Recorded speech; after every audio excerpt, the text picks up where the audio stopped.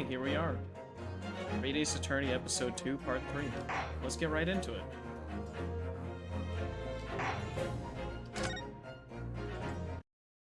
So if I remember, this was an investigation section, so we're not really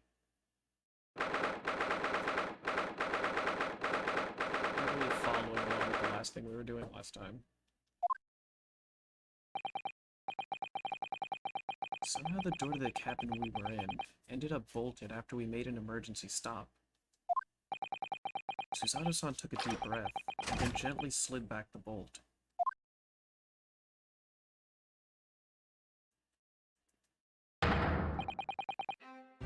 You, what are you doing in Miss Pavlova's quarters? Ah, you both look unhurt. Good. Yeah, we're fine, thank you. What on earth happened? We heard something about how we were going to collide with another ship. Yes, it appears to have been a false report, though. Oh, how did that happen? There's a dense fog outside, so it's extremely difficult to see. Someone must have thought he saw a ship ahead. This person obviously triggered the alarm, that's why we made an emergency stop. Everything is chaos. Passengers are screaming. Crew are running everywhere. This first-class area is the only quiet part of the ship at the moment. Oh, I see. Someone triggered the alarm? Does that mean... Did someone press that button outside? Ah, you wicked intruder, dressed all in black. You are the devil. Sorry, me? I've been called a lot of things before, but devil's a first. You opened my traveling case. How could you? What? Oh, no. We didn't touch it. That's right, Miss Pavlova. It was already open when we came into your cabin. Inspector. Yes? Arrest this man. I know he did it. He is a criminal. Is it not enough that he has killed a man? Da. And he stole away as well. If Vixen promises not to steal chicken, do you believe? Take him away. He is a trespasser as well as everything else. Stowing away, trespassing, killing. She's right. You are devil. It doesn't look good, does it? There is cell below deck. Throw him in. Tomorrow we dock in Hong Kong. Then we give you straight to police. Wait, a cell? Please, Inspector Usanaka. Is there nothing you can do? This is a Russian vessel. I really have no jurisdiction here. After my last effort to appeal to the captain's good nature, I think I'm out of options. This is terrible. This is a real crisis. I've got to find a solution. Immediately.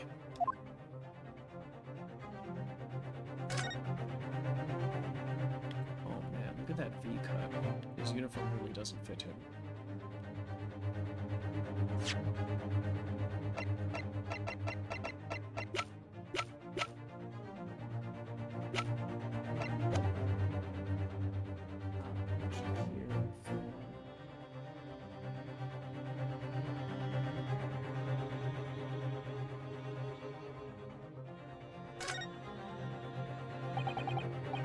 Miss Pavlova, can I get out? Listen, I'm sorry that we snuck in here without your permission, but... Get out now. We just needed to investigate here to help understand what happened.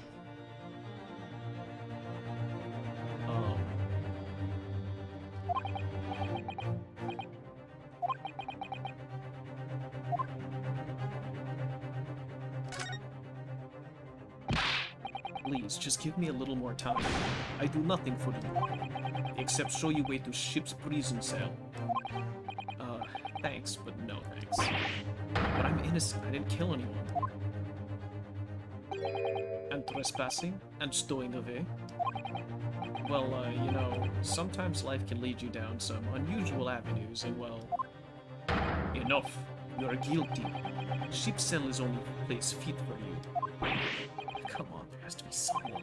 Some savior to rescue me from this crisis.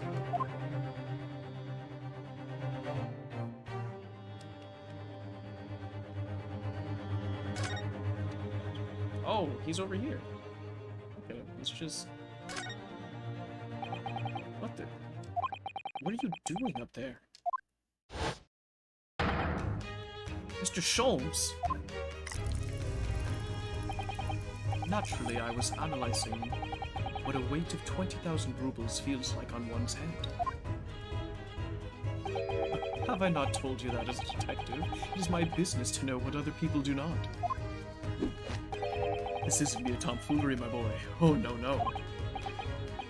Oh, are you hanging from that hook before them? Isn't it obvious? To properly assess the weight of the 20,000 rubles, naturally. I wish to determine if it would bend that conceited-looking hook on the wall, so full of brag and bounce. I never know whether to take this man seriously or not. Ah, you again, the great detective. Ah, Inspector, I confess I've been looking for you. I have something to report to you most urgently. Well, you might try looking for me somewhere other than a hook on the wall next time. What is to report? Speak. An urgent report from a great detective can mean but one thing. Yes. The case of the curious murder that took place last night here on this vessel, the steamship Guria, has been solved. By me, naturally. What?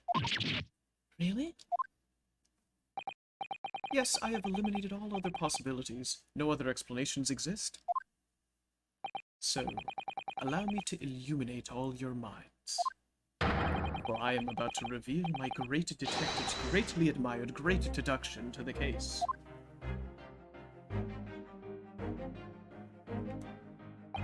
Ha! You solved it. Even hedgehogs understand this case. We all knew who was responsible for killing student boy this morning when we found criminal in wardrobe. It is the storm, and he has handcuffs to prove it. I didn't do it. The trouble is, there doesn't appear to be anyone else who could have killed the victim. Because as everyone knows, the cabin door was bolted shut from the inside. That means the culprit must be someone who was inside the cabin. Yes, it's what's called a locked room mystery in detective stories. Da, locked room, that is point. The room was locked. Well, I can't deny that. There's no way the bolt could have been drawn across from the outside the cabin. You're all quite mistaken. The cabin next door is not a so-called locked room at all. What? Oh yes, there is another entrance. An entrance used last night by the culprit in order to gain access to the cavern despite the bolted door. What other entrance? We never discovered one. Why, it gapes open-mouthed at you even as we speak. The ventilator man. The ventilator? You think this is funny? I cannot even put my arm through that hole. That's because your arms are as thick as tree trunks. You're suggesting that the culprit entered and left the victim's cabin through that tiny opening. It's not possible. Ah, but it is. And last night, the victim even witnessed the intruder in the act of passing through the ventilator.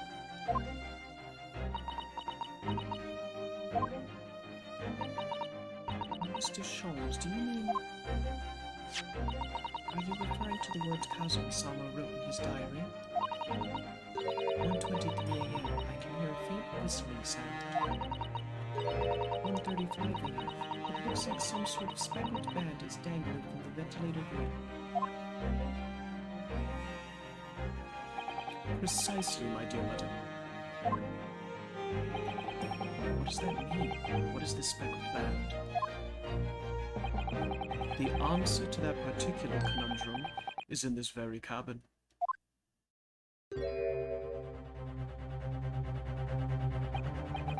Mr. Sholmes, what are you doing? There's a distinct element of danger, but fear not. I am ready. What I am about to expose for you all to see will shock you to your cores. Behold. What the...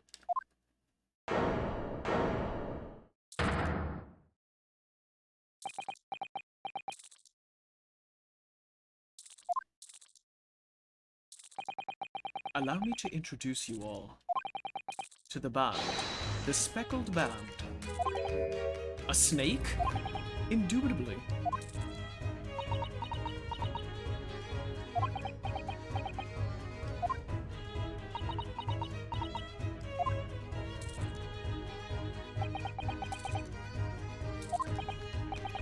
Mr. Sholmes, just one thing.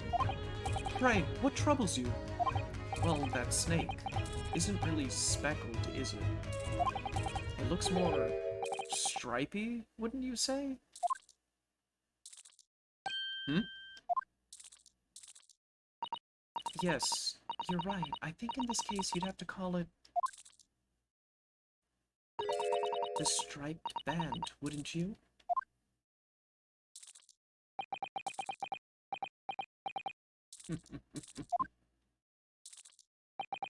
You both see and observe, with distinction, however. Do you not think that is precisely the trap into which the culprit wishes you to fall? Oh my goodness, really? It's a trap? How exactly?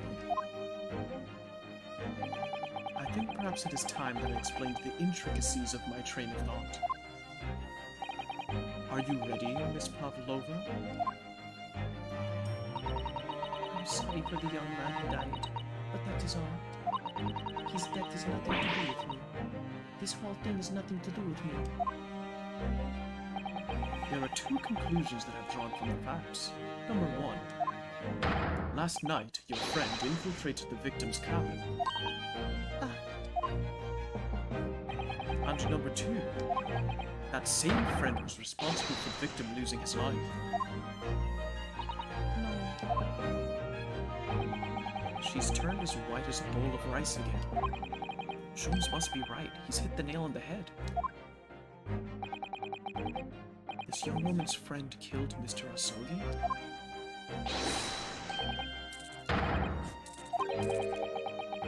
It looks like he can't speak with that snake coiled around his head. I would advise as little movement as possible, Ocean Man. You wouldn't want the fangs of that long friend in your neck. So everyone, let us begin. Herlock Sholmes is proud to present his Logic and Reasoning Spectacular.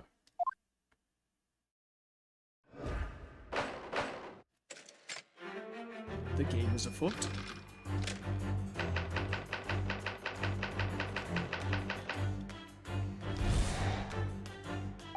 Miss Pavlova, moments ago you claimed the following. His death has nothing to do with me. This whole thing has nothing to do with me.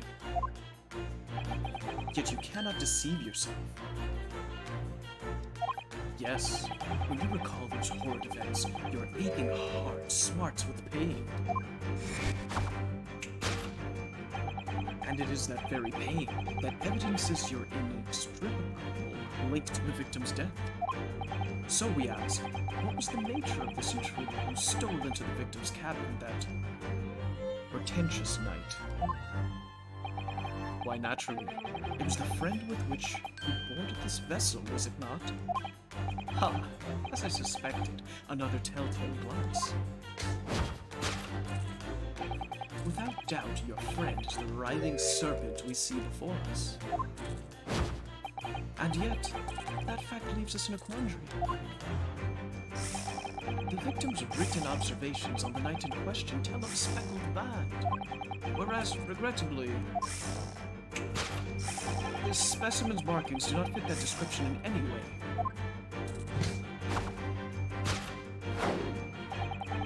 explanation than we then give, pray. What was the sight that fell upon the victim's eyes last night? No, don't look at me. This has nothing to do with any of this. Oh, but it does. You have the answer to this quandary now. Hidden behind your back. Yes, that which you are trying, but failing, to concede can only be the snake's soft skin. Evidently, after the subtle and horrible crime, this most deadly friend of yours shed its original skin, no? I don't know what you're talking about. Last night, through the ventilator visible in this cabin, your speckled friend slithered in next door. Using the bell cord on the other side as a bridge, the serpent silently descended onto the victim's quarters. In the dim light, it appeared to the young gentleman who was about to lose his life as a speckled bat. In summary, the nature of this friend of yours, which last night infiltrated the scene of the crime, is a rare breed of snake whose markings change each time it sloughs its skin. A snake so dreadful, we can only imagine it would be found in the deepest depths of India.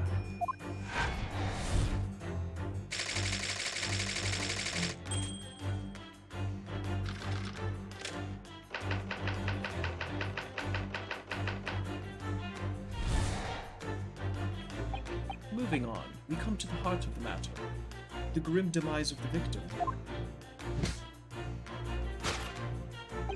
How did this young man lose his life, and why? According to the data, of which I have apprised, it would appear there were no visible signs of injury.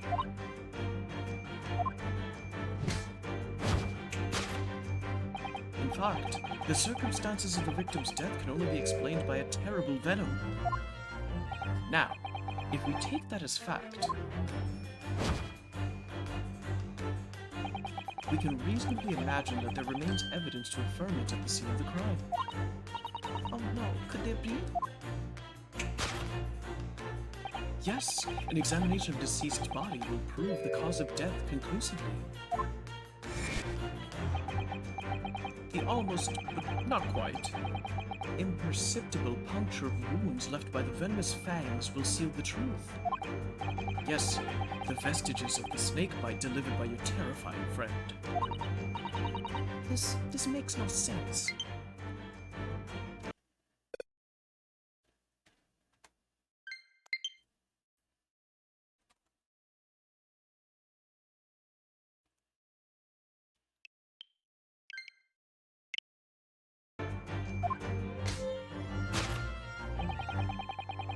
There's no point in feigning ignorance, Miss Pavlova.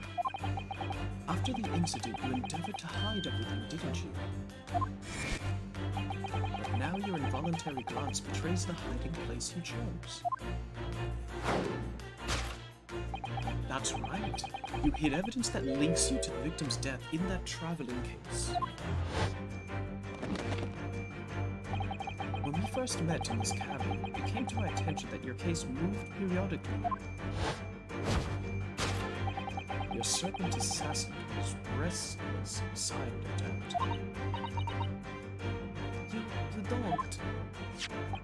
It is telling that the victim made note of a low whistling sound that he heard minutes before his end. That was your signal, was it not? The sound you had used to train your serpent friend. Train? Indeed. You'd put the serpent through this ventilator and wait. After a period, you'd summon it back with a whistle. You couldn't know if the animal had done its duty, so you would listen for signs of life next door. If the victim appeared not to have been dispatched, you'd release the snake once more. Do you deny this snake has undergone such training? It's not true. Having slithered through the ventilator and down the bell cord, the creature needed only to sink its fangs in once. And its venom would course through the victim's veins, ending his existence forever. That is the true nature of the speckled band that took the poor young man's life. There can be no doubt, my logic is infallible.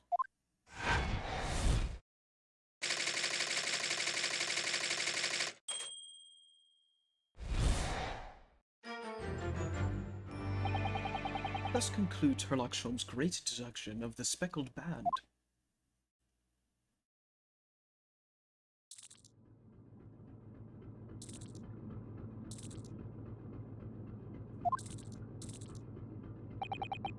Miss Pavlova has trained her pet snake as a killing machine. There on the floor you'll observe a saucer of milk. The promise of food is the key to training any creature. Incredible.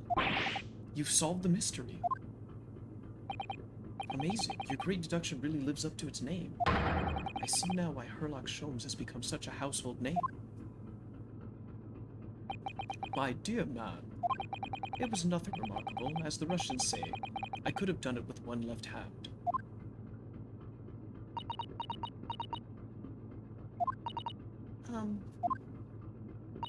Could I venture an opinion, Mr. Sholmes? But of course, what's on your mind? It's just about your deductions before. Some things don't quite make sense to me. I welcome questions as to my method, and I will answer both loudly and proudly. Oh, well, good. First of all, snakes are egg-laying creatures, part of the reptile family. You are well informed, madame. And reptiles, don't drink milk. Ah. It's really only mammals that like to drink milk, you see. So, I'm not sure it would be possible to train a snake using milk as a reward. No matter. No doubt Miss Pavlova used some other treat to encourage her pet to do her bidding. Milk was merely an example. The logic holds. Well, there is something else. Snakes have no ears. Ah. Yes, so I'm not sure it would really be possible to signal to a snake by whistling. But, madam, what of the tales from Arabia? Have you not heard of the snakes that dance to the sounds of a flute? I think perhaps the performers play their music in time with the snake's natural movements. Oh, I see. No hands, no feet, no ears? These creatures are so inept as to be practically useless. Don't take it out on the snakes, Mr. Sholmes. There is one other thing. You have more? Snakes use the scales on their bellies to propel themselves. So, I'm not really sure the snake could manage to climb up a flat bell cord like the ones in these cabins. Then it should try harder. Please, don't be angry with me, Mr. Sholmes. The point is, even if the snake had gone through the ventilator to an extra cabin, it couldn't have come back without help. What I'm trying to say is that there are a number of reasons why it's difficult to imagine the snake could have had a part in this.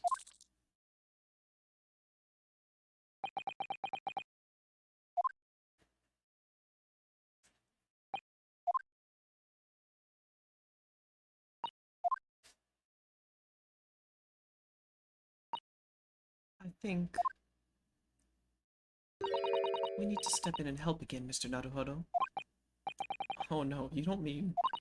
Yes, we need to modify Mr. Sholmes' latest deductions and turn them into the great ones they ought to be. I had a feeling that was coming.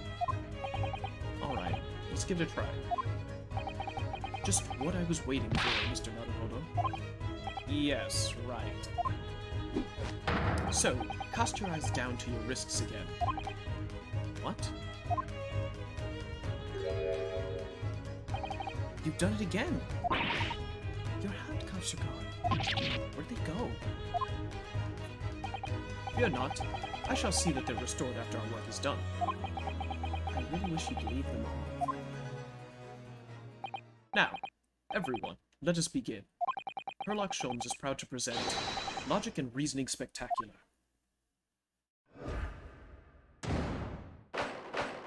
Alright, let's course correct this guy.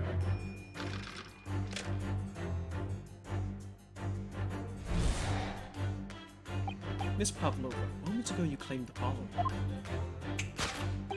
His death has nothing to do with me.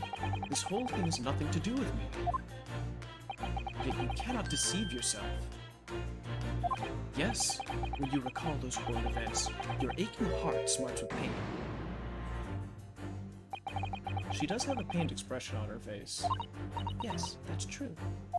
She looks as though Kazuma-sama's death is weighing heavily on her mind. But you're not sure Mr. Sholmes has read her quite correctly, is that it? Could there be some other way to interpret her expression then?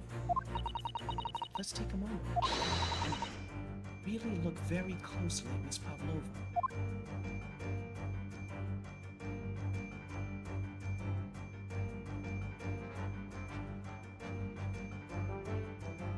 Yes!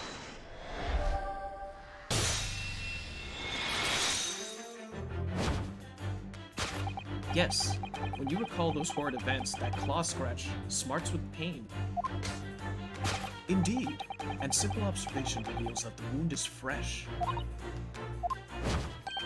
Miss Pavlova, did you, in fact, receive that scratch sometime last night?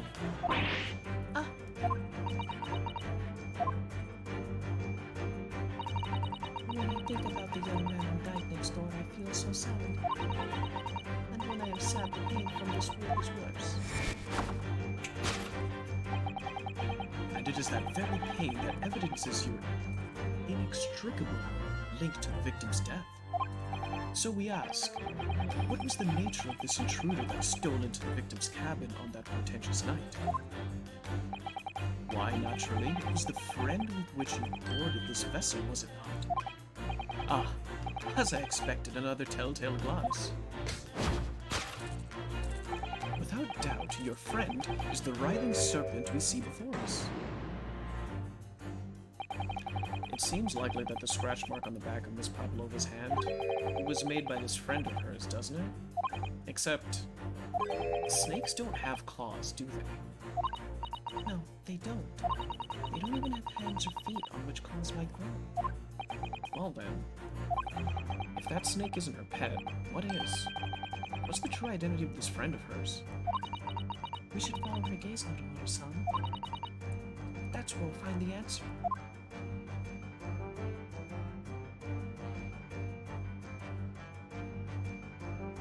Yes!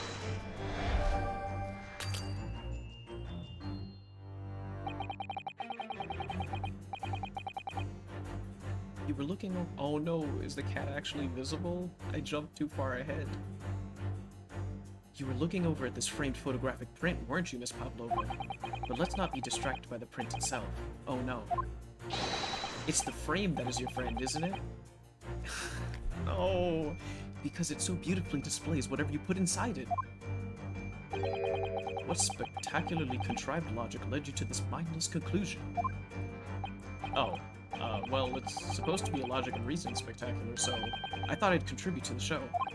This is my show, Mr. Miller. Kindly perform any peculiar experiments on your own stage. Oh, sorry. Okay, I thought it was the picture of the cat, because I didn't see a cat, but maybe I have stick drift. So let me turn the camera further, or the other way?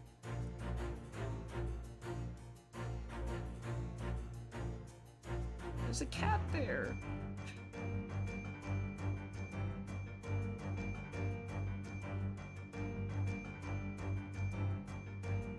The photograph, I saw the tried to leave her friend.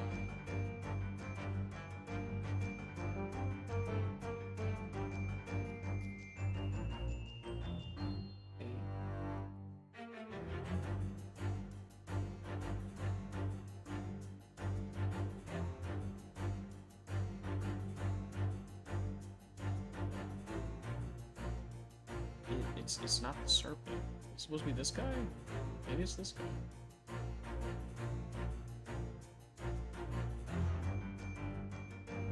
Yes! Oh, okay. Oh, that failed. That failed miserably.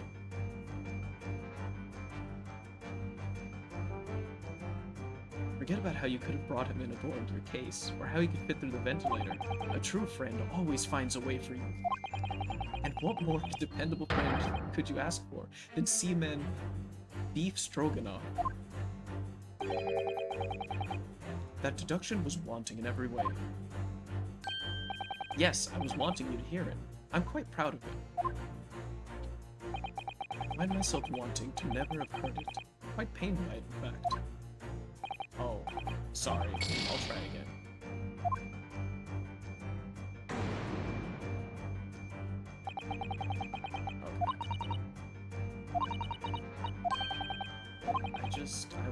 Okay. I want the cat. Oh wait, you know what it is? Yes! No! Oh no. I'm gonna die. Okay, but now I can actually look at the court record. So maybe I'm supposed to examine this picture? Get it as evidence, or... She has to have a cat. I just don't know how to... Alright, I'm gonna take my punishment.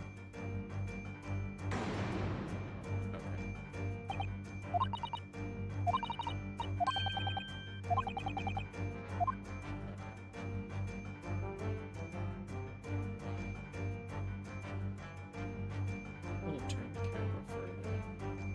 So maybe just what I want to know.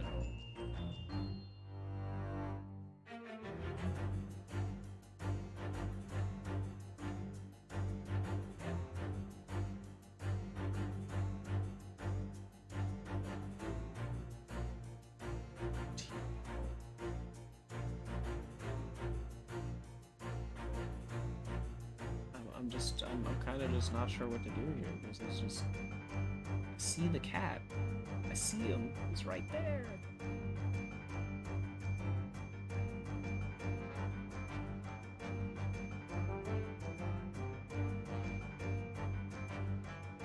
I mean, I may as well try the two. Yes! So it's got... Okay, good, it fails.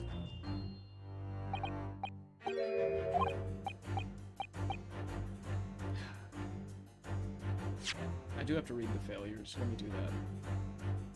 Yes, I know what you're thinking. What is this man talking about? Well, I'll tell you what I'm talking about. The truth. Yes, who could have a more cozy relationship with... than a shiny teapot? What spectacularly contrived logic led you to this mindless conclusion?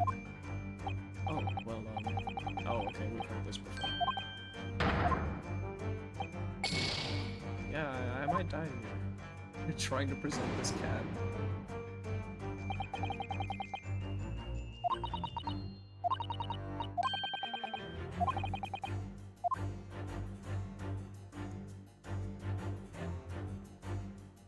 Just don't see a cat in this room. Maybe up or down. I can't move it up or down.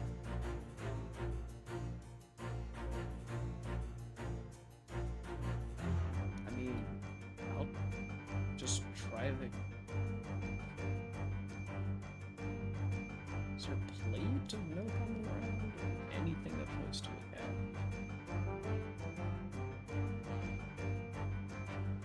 There isn't. I just have to go for the photo frame. Maybe I just hit a magic pixel that's not the cat? Yes! Nope. Yep, I die here. I get the game over.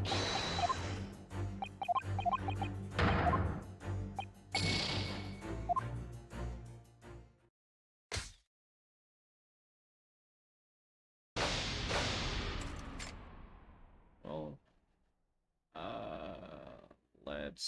let's do course correction.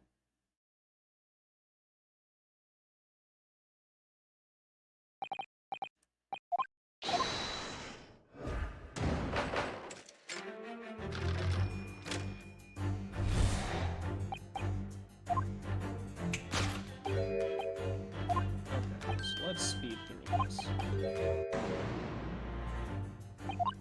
We know she got scratched by her cat. plate of milk down there. There's a cat back. What is causing her pain? Yeah, she's got scratch marks. There's a cat there. I know this is kind of cheating, but I'm gonna use this angle to look all the way around the room to see anything else.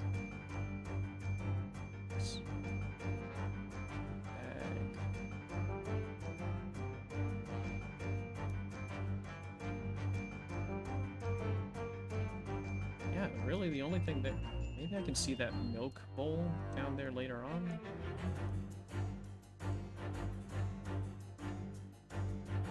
Oh, you can pick all the ears that she has pain. Maybe.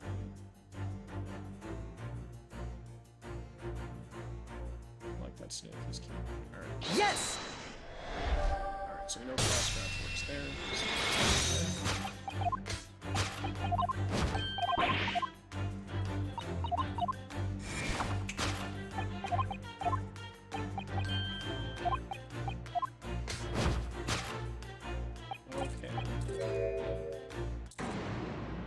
So her friend is...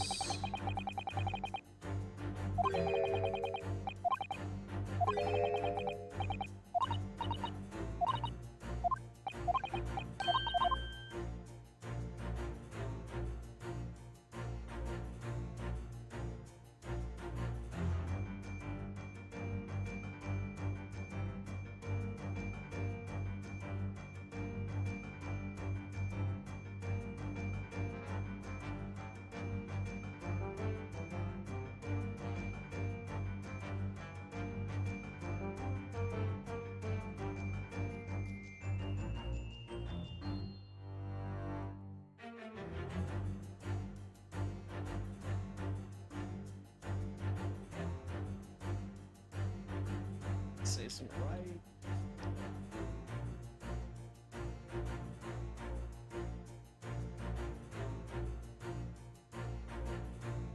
Without doubt, you French the writhing serpent. All of these have failed.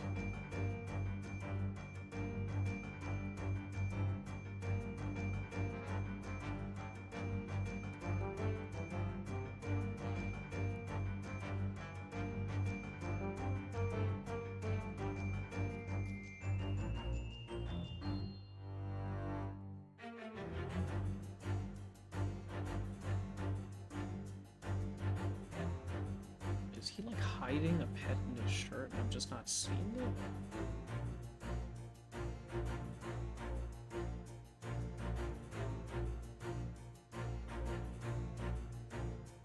Unless I'm supposed to agree with the snake because there's nothing else here.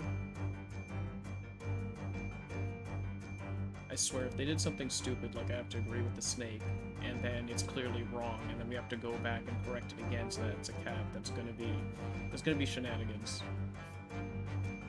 Yes! Okay, good.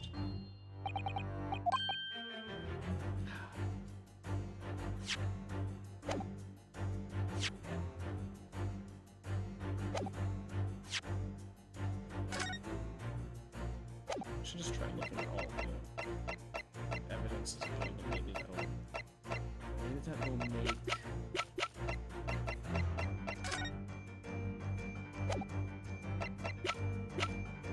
This might be a situation where I have to look at the evidence just to update something.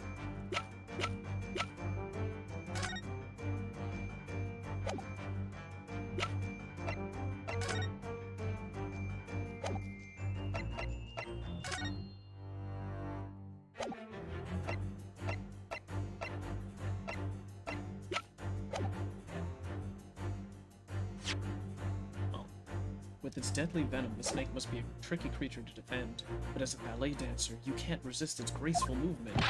Yes, you hope to learn the secrets of its slithery ways, and add a serpentine slant to your own performances. Are you quite concentrating? You've identified exactly what I did originally. Oh, yes, so I have. Sorry. Well, I do understand. As inimitable as I am, people do like to try. But you won't make a great detective like that, nor even a great detective's assistant. An assistant's assistant then? Alright, I'll think again.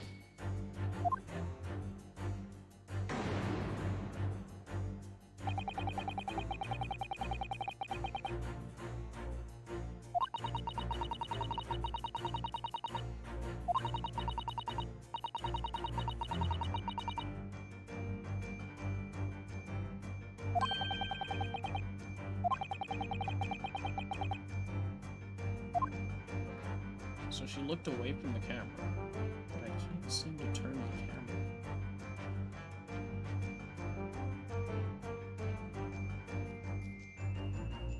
Like, do I just have stick drift so I can't actually turn the camera as far as I'd like to? Is that what's going on right now?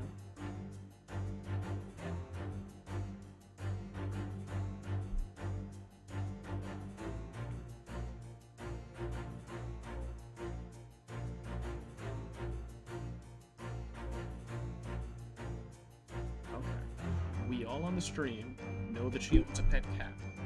This cat's scratching. It's not the snake. It's not the sea man. The ocean man. Please don't sentence mix what I'm saying, please. Photograph frame, the teapot, beef stroganoff, and the snake are the only things that do not properly appear. I mean, I know it's the cat. I'm just gonna Google this. Am I soft locked? Like, did I do something wrong? Let's see here. Weight deduction.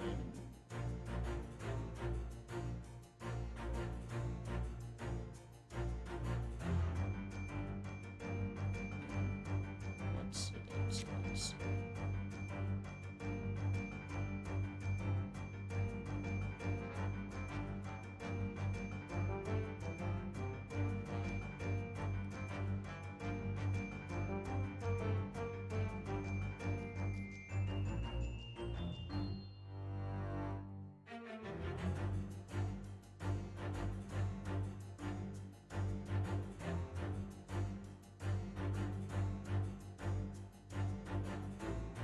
This just isn't right. I don't know how to get it to focus on the cat thing. Normally in an Ace Attorney game, you go onto the picture frame and then be like, ah, this picture frame, there's something peculiar here, and then you present it and all that nonsense, and then they'd focus on the stuff in the frame, which is the first thing I clicked on, and they were like, no, not allowed.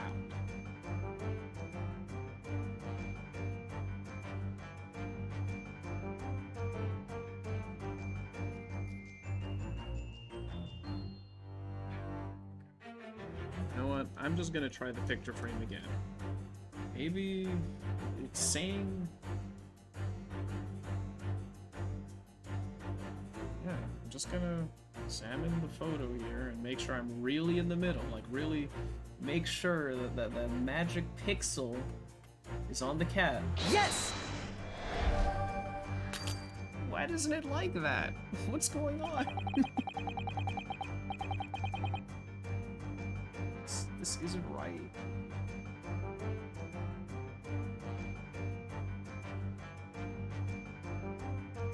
It's not letting me present it.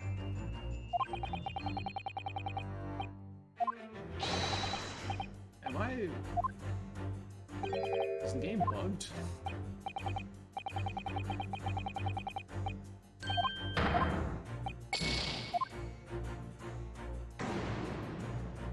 This...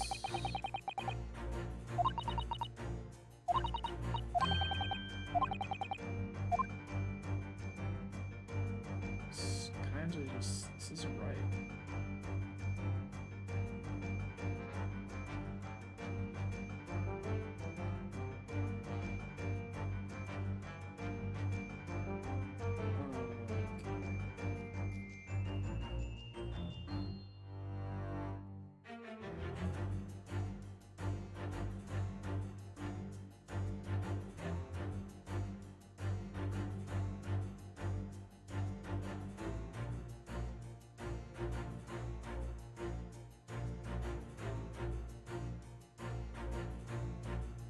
Okay.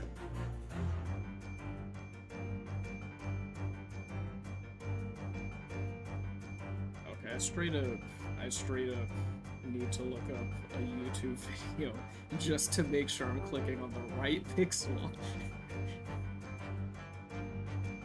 Oh my goodness.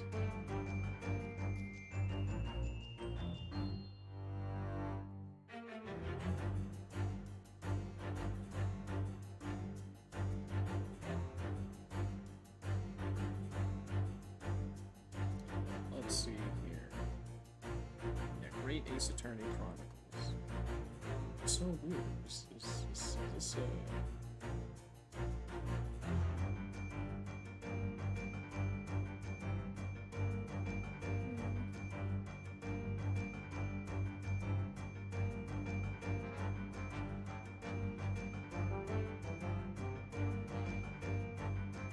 did an emergency stop.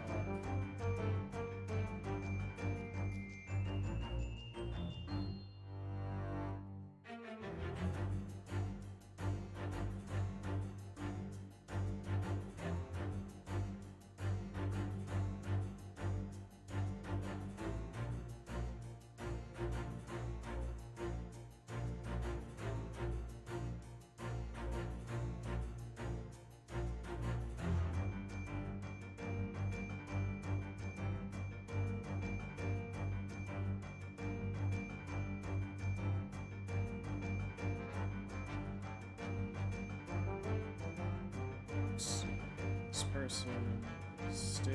Oh, okay. I found someone's playthrough here. The Greatest Attorney seems to stop. Oh dear. Did it stop right before what I need? Please don't.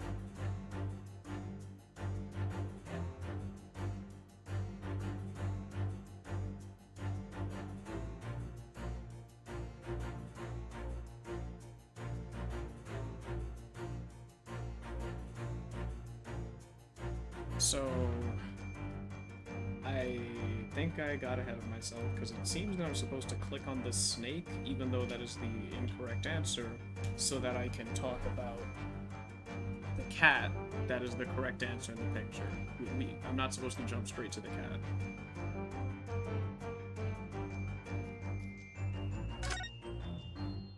Oh, I can examine things with A without pressing X on them. Okay, so I think that's what they're trying to teach me. So I'm supposed to press A on the photo without presenting the photo. And then, once we notice that there's a cat in the photo, then I can present the cat in the photo. That's me forgetting the game's mechanics.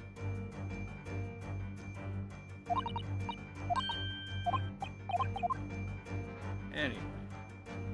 Now that we know that I'm not insane, and I'm just an idiot.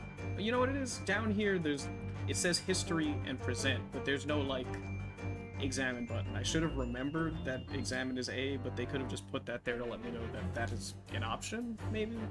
I don't know, it'd be nice. Okay, now that we've zoomed into the photo, now we can see the cat. Look at the... I'm salty! Look at the photograph in this frame. This must be something Miss Pavlova brought with her when she ran away. She's exceptionally beautiful, isn't she? Yes, that's true. But personally, it's the little black creature she's holding that's caught my eye. Maybe we better take a closer look at this. I'm gonna press A on the cat just to be sure. Look at the cat Miss Pavlova's cuddling there. Oh, what a cute little kitten. It could vie with you, couldn't it, Mademoiselle, for the blackest outfit? A black kitten. And from the look of this picture, at least, Miss Pavlova seems very attached to it. Okay, we've thoroughly proven that this is her cat now. Can I present the cat without dying? Yes! Yes! Thank you!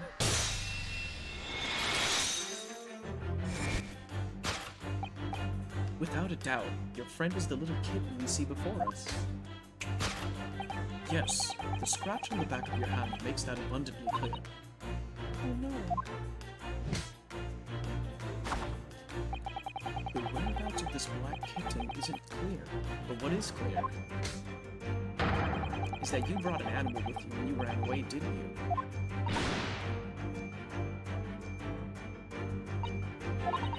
Darka's my best friend. I couldn't leave her behind. Darka would appear to be a Russian blue. And yet, that fact leaves us in a quandary. The victim's written observations on the night in question tell of a speckled band, whereas, regrettably,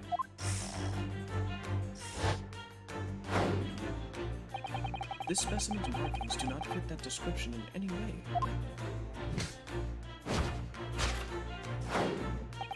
What explanation can we give them, pray? What is this sight that fell upon the victim's eyes last night? No, don't look at me. This has nothing to do with any of this. Oh, but it does. You have the answer to this quandary right now, hidden behind your back. Yes, that which you are trying, Vela, to conceal can only be the snake's lost skin. Did you see that? She just took something out of her pocket and hid it behind her back. If she just left it in her pocket, no one would have ever known. Oh, yes, boys like that are shown specialty. They so cleverly forced her to reveal something. I thought abduction was a specialty. Maybe making people believe that was a ploy too? Anyway, I find it hard to believe that's the skin of a snake. In which case, just what is Miss Pavlova hiding behind your back?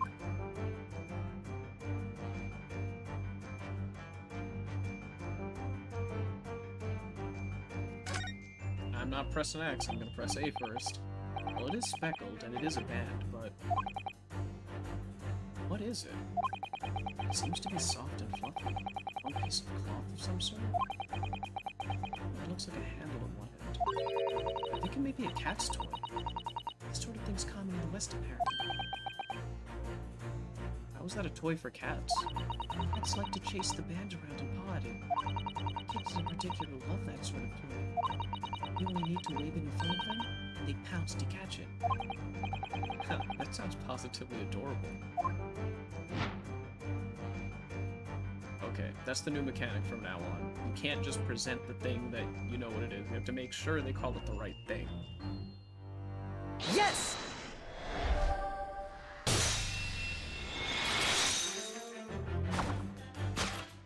Yes, the thing you're trying but failing to conceal is, a cat's toy. Precisely, and the true nature of the now infamous speckled band. It was this toy you dangled through the ventilator. You waved it around, I presume. Naturally, the victim could not fail to notice it. But why? For what reason? My dear boy, there can only be one answer to that. After her feline friend disappeared through the ventilator into the neighboring cabin, Miss Pavlova attempted to use the speckled cat's toy to incite the creature to return. Ah. In summary, the nature of this friend of Miss Pavlova's, which last night infiltrated the scene of the crime, is a blithesome Russian blue breed of cat by the name of Darka. Russian scream. A truly troublesome feline young Darka is proving to be. She must be caged once found. You will forgive us for borrowing the photograph of your pet, Miss Pavlova. Oh, cool. Got evidence. Just stealing pics from a child. It was after I gave her food last night. That's when it happened. She scratched the back of my hand and then ran up the bell cord. Before I could do anything, she had disappeared through the ventilator. Darka, she's so naughty.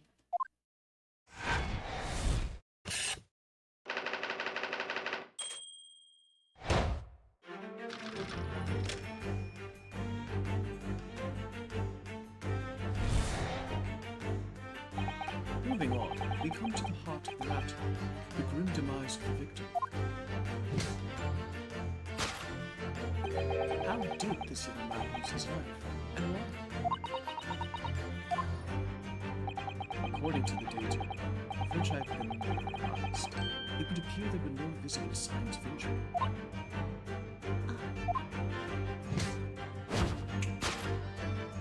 In fact, the circumstances of the victim's death can only be explained by a terrible venom. What Mr. Sholmes says is true.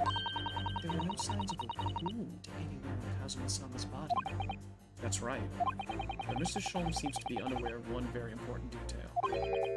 Kazuma wasn't poisoned. Yes, it would seem so. Let's give him the information he's missing now.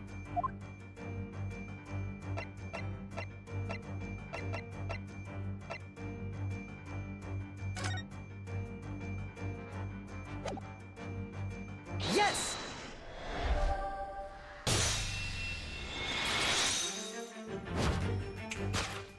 In fact, the circumstances of the victim's death can only be explained by the post-mortem report. Ah, yes. I knew it was one or the other. His neck was... Indeed, the breaking of the cervical vertebrae is fatal. Only that Goliath would be strong enough to survive that. Ocean Man Stroganoff isn't some immortal freak, you know. The jury is out. Anyway, we can have on good authority that the victim's neck was broken. Now, if we take that as fact, we can reasonably imagine that there remains evidence to affirm it at the scene of the crime. Oh no, could there be? Yes, an examination of the deceased's body would prove the cause of death conclusively. Kazuma died because his neck was broken. In other words, he was probably struck by something or someone. Yes, that's a distinct possibility. As of yet, no weapon has been found. Presumably Darka didn't silently creep up behind Kazuma and deal a fatal blow. Suppose. It's possible that he had a fall and hit the ground awkwardly. Okay, so remember back in episode 1 when I said he probably slipped because he was polishing his boots? Now we have a reason why. It could have been a terrible act of misfortune that he broke his neck completely by accident. Oh, yes. A bad fall could explain it. It's rather hard to believe of Kazuma-sama, though. It wasn't a clumsy nap. Well, we need to fix this deduction somehow. Is there anything from the scene that can explain what happened? Yes!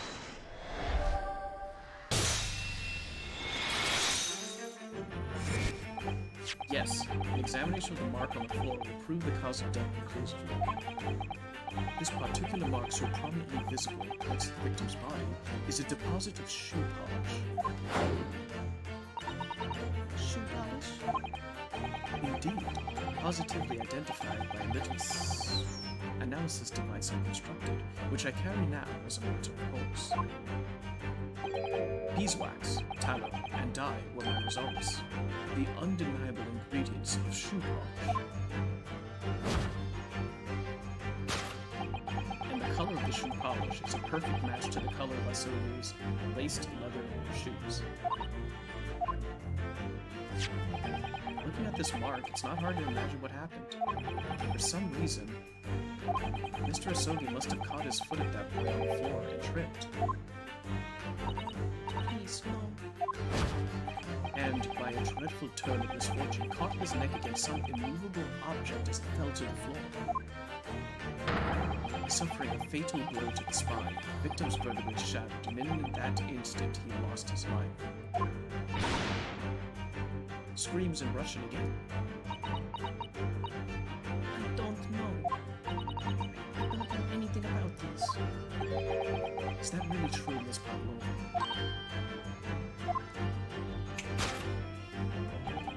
What about the evidence left at the scene where Mr. Asogi lost his life? Yes, the facts are as clear as day to me. You did all you could to conceal the incriminating evidence. But now your involuntary glance betrays the hiding place you chose. That's right. You hid the evidence that links you to the victim's death in that traveling case. I don't believe it. Kazuma-sama really tripped over and now he's no more? It can't be true. I refuse to accept it. I know it's hard to believe, but the mark on the floor does seem to suggest that's what happened. And if this part of Mr. Sholmes' deduction is right, Miss Pavlova was trying to hide some evidence that would prove it. Here in this cabin, somewhere in the direction she just cast her eyes. Where, I wonder? Let's have a good look around. The answer must be around here somewhere.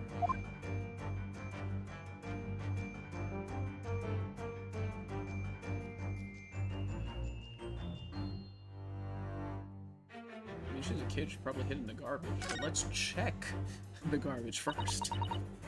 This is a waste paper basket. Perhaps all the first-class cabins have them.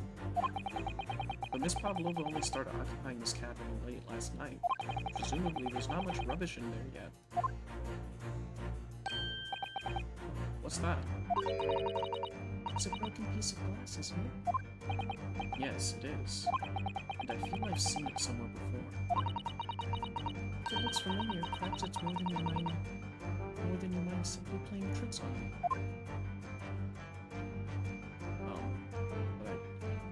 I guess I have to present it. Yes! Okay.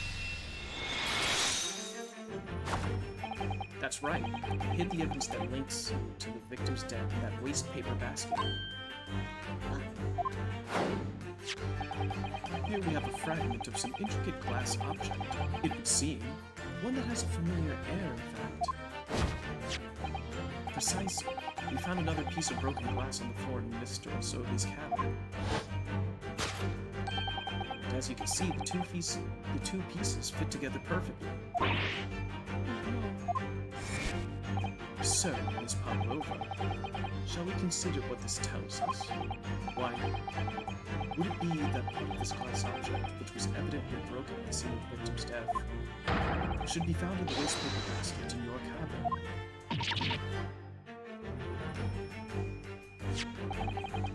You're well acquainted with this glass barrel, are you not? I don't know, in that hushed Russian accent of yours. Won't save you this time, dear girl. Why? Because we have conclusive evidence linking you to the bell in question. What? Take it away, Mr. Naruhodo. Yes. The evidence linking Miss Pavlova and this little glass bell, that would be... Yes! If you look at this photograph, you can clearly see, hanging from Darka's collar, the very glass bell in question.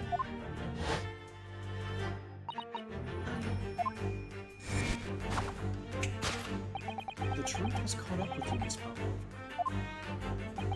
The young man who lost his life did so after a truly inauspicious fall. And the cause of that fateful stumble?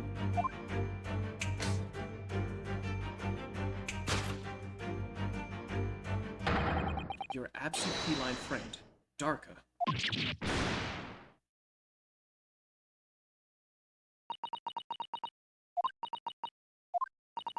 I couldn't tell anyone. I'm sorry.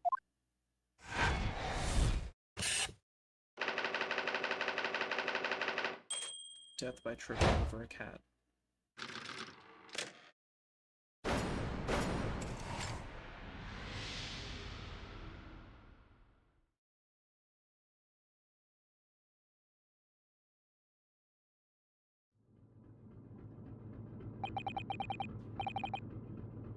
you tell us now, Miss Pavlova?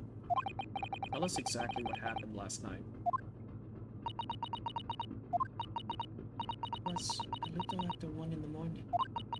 It was so late, but I hadn't had time to feed Darka, so I gave her some food. And then, all of a sudden, she scratched me and jumped out of my hands. People do say that cats become very anxious and nervous in new environments. She was so fast, she disappeared through the ventilator before I could stop her. And that's how you acquired the rather nasty wound on the back of your hand, I take it? Yes. And I had read the rules on the wall. I knew I was not allowed Darka with me. Yes, modern science suggests that animals can carry infectious diseases. It's a precaution, really. So I listened and listened, trying to hear if there was some noise in the next cabin.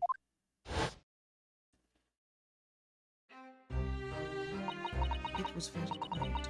I was sure if someone was there. He must be sleeping. So at that point you thought it safe to try and lure the kitten back again. By dangling the end of the toy through the ventilator into the adjoining cabin. Darka always loves this toy, but it didn't work. Nothing worked. I tried using her favorite toy. I tried whistling to her softly, but nothing. She didn't return. So the faint whistling sound Kazuma wrote about in his diary is Miss Pavlova trying to retrieve her pet. Cats have a propensity to remain hidden in the shadows when frightened. Yes, so there was nothing else I could do. I just had to wait until she calmed down. But then...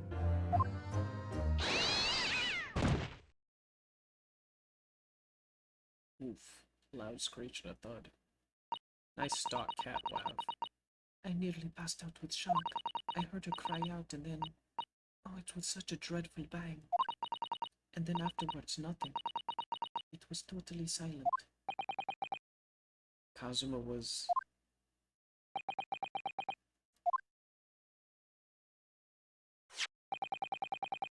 The appearance of the brown mark on the floor. It seems likely that what you heard was the victim stepping on the glass bell and tripping up. The SS Booty is a large vessel, but even she can pitch and roll violently without warning. If Mr. Asogi was already off balance as a result of the ship lurching when the kitten got under his feet, the combination of unfortunate factors could have easily caused him to fall over.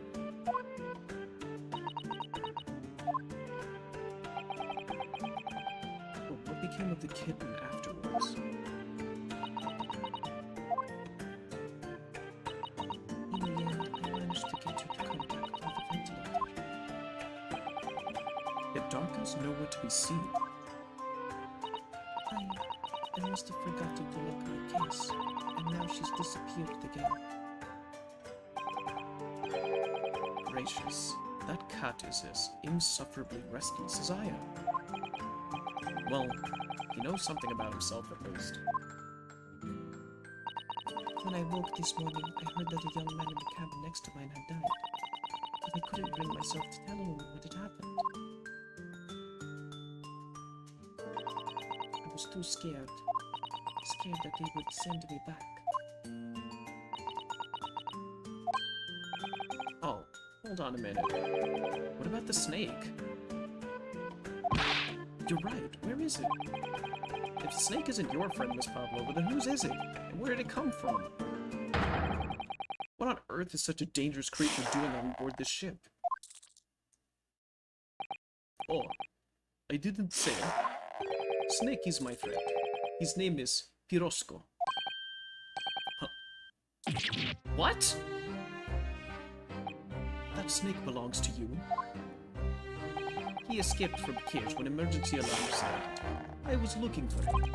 I did not expect to find him here. Yes, how did that snake get into this cabin? But animals are not permitted on board.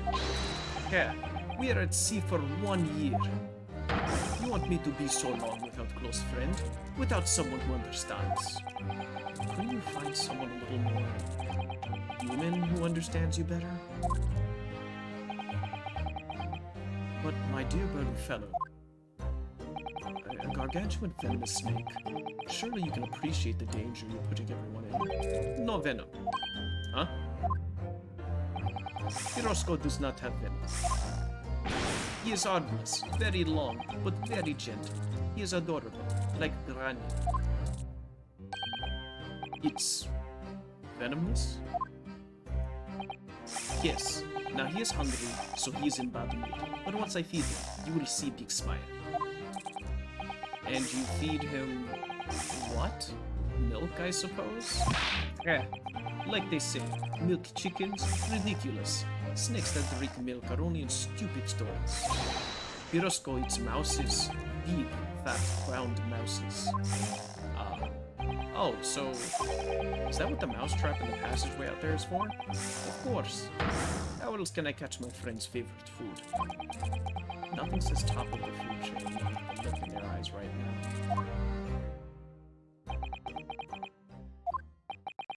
It refuses to drink milk. It can't hear a whistle.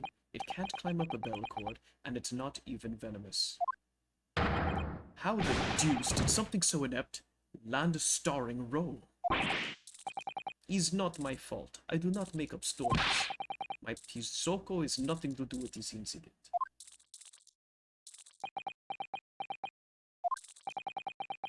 So that's what happened. That's the truth behind my best friend's tragic death.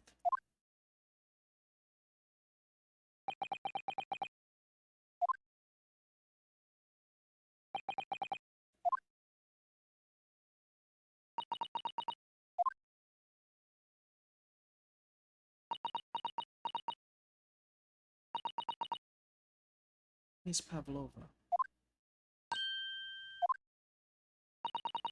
I understand the difficult situation you found yourself in, and I do sympathize.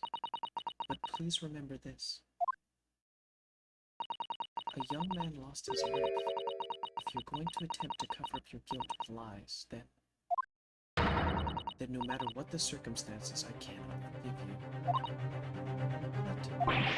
What are you talking about, Miss Mikoto? What lies? Miss Pavlova just confessed everything. It was just a series of unfortunate events. An accident.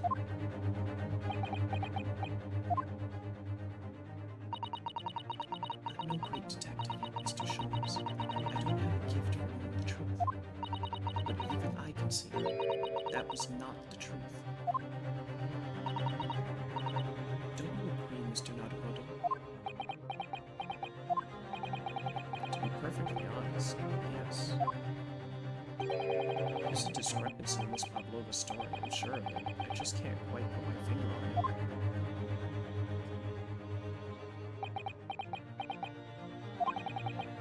I confess, I was intending to let Scotland Yard deal with any outstanding issues on this matter. Oh. I am only present here for a very specific reason. The truth is, you, Mr. Naruhodo, are simply a distraction. A distraction? I do hope you've not been finding your shackles too uncomfortable. Ah, not again. When did you do that? Especially as there are under risks as a result of my intervention. I was rather hoping I could resolve matters before we made our next port call. You were, Mr. Sholmes? Yes, but I overlooked one important detail.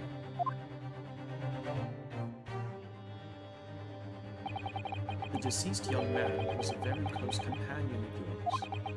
Was he not? Yes. Cosmo was my closest friend. I owed him my freedom even.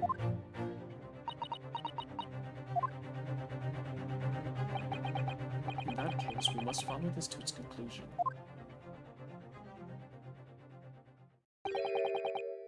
No further distractions. You must uncover the real truth here, Mr. Naruhodo.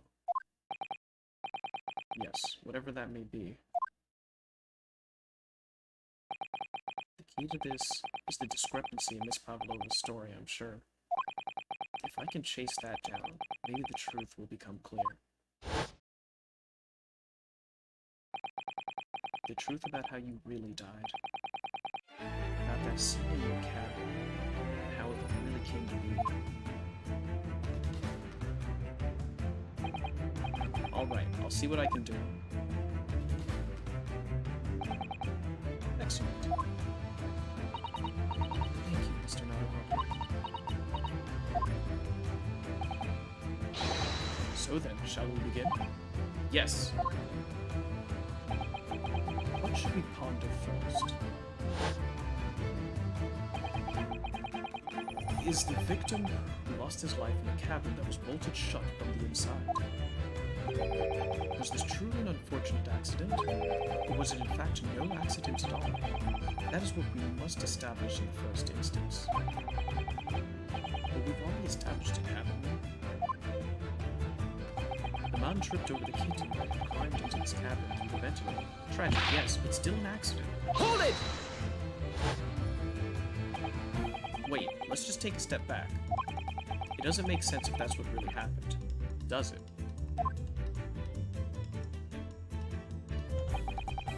I'm going to have to ask you to spell it out for me, I'm afraid. It's starting to take shape now. There's a clear contradiction between the facts and Miss Pavlova's story. The evidence is right there in Kazuma's cabin. It's undeniable. His death couldn't have possibly been a mere accident. Really? Let us show our hand, Mr. Naruhodo. Time to present the evidence. The evidence that proves unequivocally that the victim's death was no mere accident. Yeah. This thing. Or no. Let me make sure.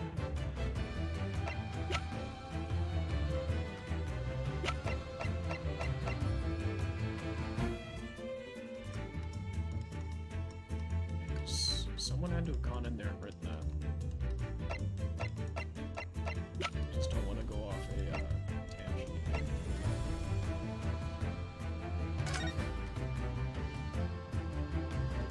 Nothing to report happened. Actually, I think it's this. Because nothing happened. For like 2 hours. Everyone was saying nothing happened.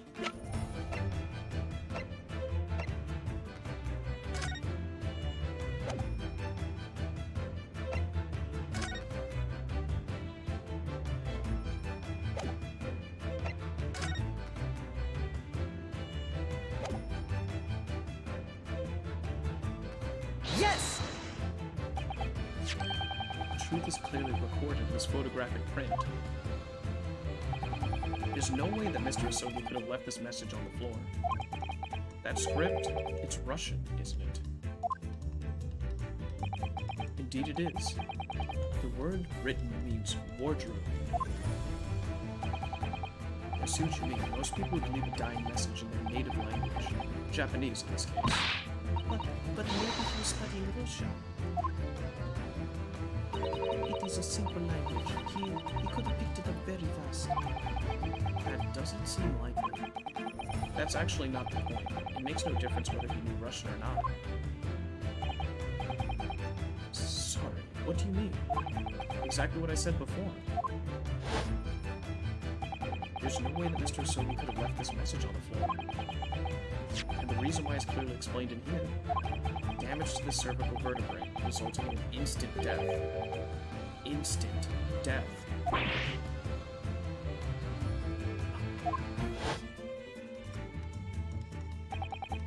Which means that after the victim fell to the floor, he couldn't have possibly written anything, because he was already dead. That's not the only reason either. There's something else we found in Mr. Asogi's cabin. A remnant of something that couldn't possibly have been there if Miss Pavlova... if what Miss Pavlova told us was true. What? So Suzaru-san has noticed it too, then. Putting this message on the floor aside, there's something else that gives the truth away. Another piece of evidence that proves this was no accident. In other words...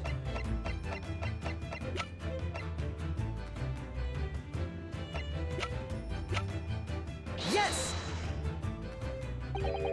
What point are you trying to make with that evidence? Oh no, I jumped the gun a bit. I'm starting to see how Kazuma's death really happened, I think that you were starting to see nothing of the sort, and that was evidence to prove it. If it was no accident, then what should we be looking for? What we should be looking for is one of two things. Either the absence of something you would expect to find at the scene of an accident, or the presence of something you wouldn't. Alright, that's the bell, not the record.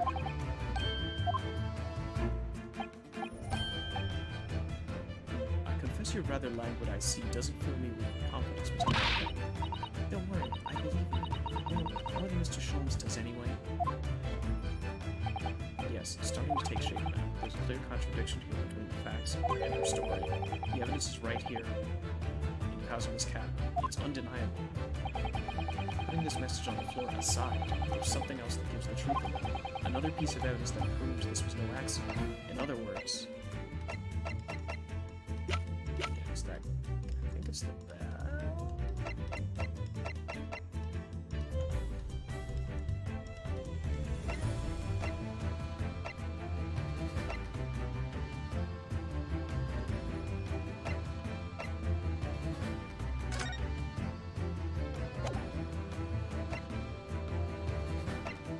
Yes! Okay, good. This piece of broken glass next to the mark on the floor. That's the glass bell the kitten had around his neck. We already know all about that. It was broken in half when the victim tripped over the cat and fell. We already have a satisfactory explanation. Where's the flaw in that logic? Unfortunately, there's a very big flaw. A fatal flaw. What? If that's what really happened, then how did one half of the bell end up back in here in this cabin? Yes, remember that we found the other half of the glass bell in the waste paper basket? Would you care to explain that, Miss Pavlova? Both these pieces of evidence clearly point to the same conclusion. That when Mr. Asogi died last night in his cabin, there was someone else in the room. And that same person deliberately arranged the scene to disguise the truth, in order to cover up his or her own guilt.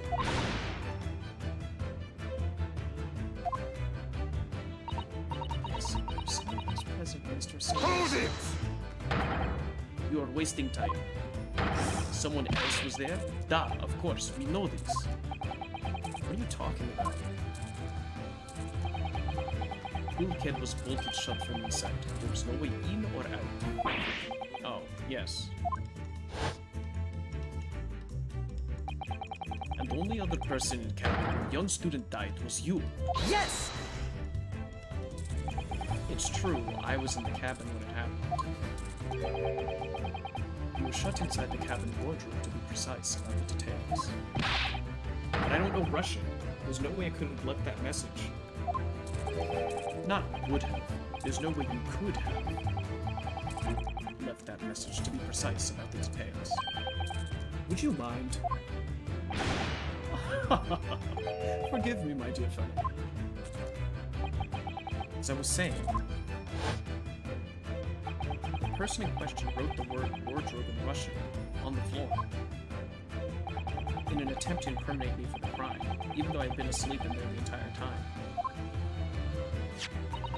And then, the same person picked up the broken glass bell that had fallen to the floor, for fear of it becoming evidence that would show how Mr. Asogi really died. But why would this person have taken all the pieces of the bell away? Leaving half behind was always going to raise questions.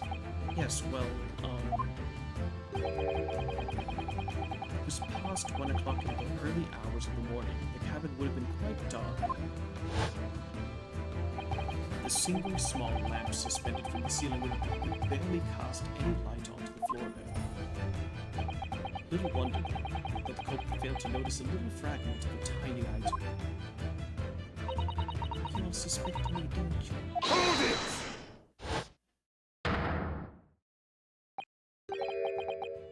Ocean Man Stroganoff.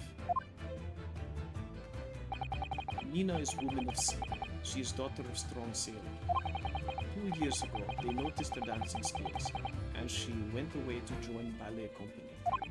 But before, she was dancer on the ship, a member of ship's band. You do not accuse ship's angel of being criminal. Ah, so that's it. You say that when young student died, Nina was there in his cabin. But that is not possible. I give my due. Well, this is almost interesting. And why would you give your truth, Greg? How can you be so sure? You're a great detective. You should know. Look, do it denies. Cabin bulkhead was bolted shut from inside. Nobody could go into cabin. Not Nina, not anyone. Or do you want to tell me that killer can walk through locked doors? Yet, it's impossible. That's right. Oh, wait, I've read about this in detective stories. People often tie thread around door latches, so they can open and close them from the outside. Thread? Are you stupid? These bulkheads are not barn doors. Certainly not. These are watertight doors as one would expect to find on any modern steamship. Constructed of heavy steel with not a gap in sight, no threads or needles or magnets could have been used. No, of course not. I think so too. But Mr. Narumoto suggested it earlier, so Susato-san, how can you shift it onto me like that? So, Ocean Man Stroganoff has a valid point. The cabin door couldn't have been bolted shut from the outside. Not necessarily. What? I put it to you that I could bolt this cabin door without laying a finger on it. And in this very cabin, you can see the traces of the method I have in mind, having been used before. Yeah, we can stop the ship, and then the momentum will make the latch close. I don't believe it. Well, Mr. Naruhodo, I believe you know what I mean, don't you? A way to shut the bolt of the cabin door from the outside. One way does spring to mind, yes. do you really know what Mr. Sholmes means, Mr. Naruhodo? Yes, so should you, because we've seen it happen. Indeed we have. So would you care to do the honors, Mr. Naruhodo? Point out the telling signs of a method that is used to slide the cabin door bolt across from the outside.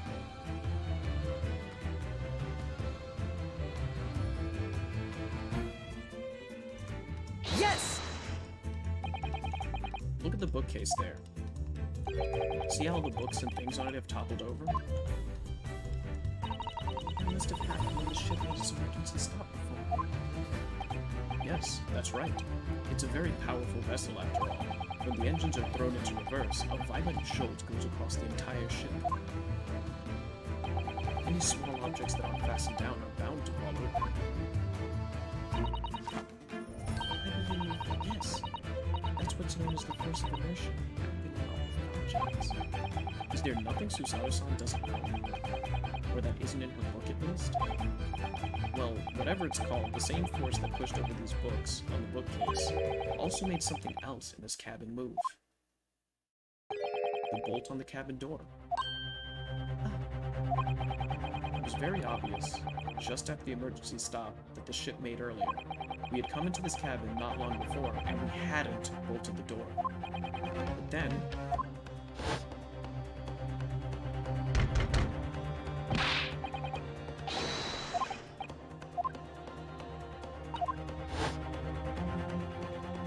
Oh, yes. That's it. When the ship stopped suddenly, the bolt flew across and locked the door. yes, it's made of metal, but it's small and light enough to be moved by the ship's sudden change of speed. Or the force of, inertia, or if you want to call it that. Are you trying to say that last night, after Mr. Asogi was killed,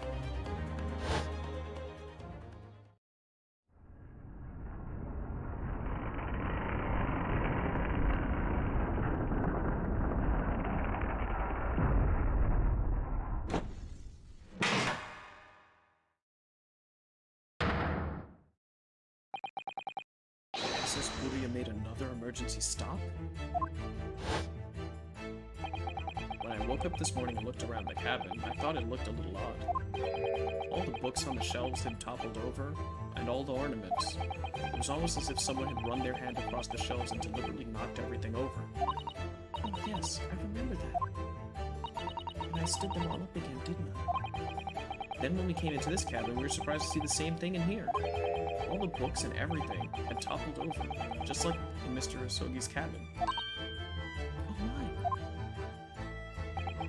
Do you have anything to say about this, Miss Pavlova?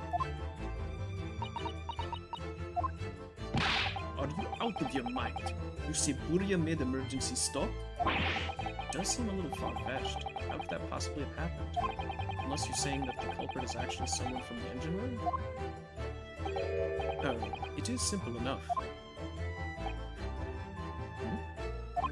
Are you forgetting the button in the passageway outside? Used to trigger the emergency alarm? Oh yes, of course. There was a notice, wasn't there? Telling you to only press the button in times of emergency.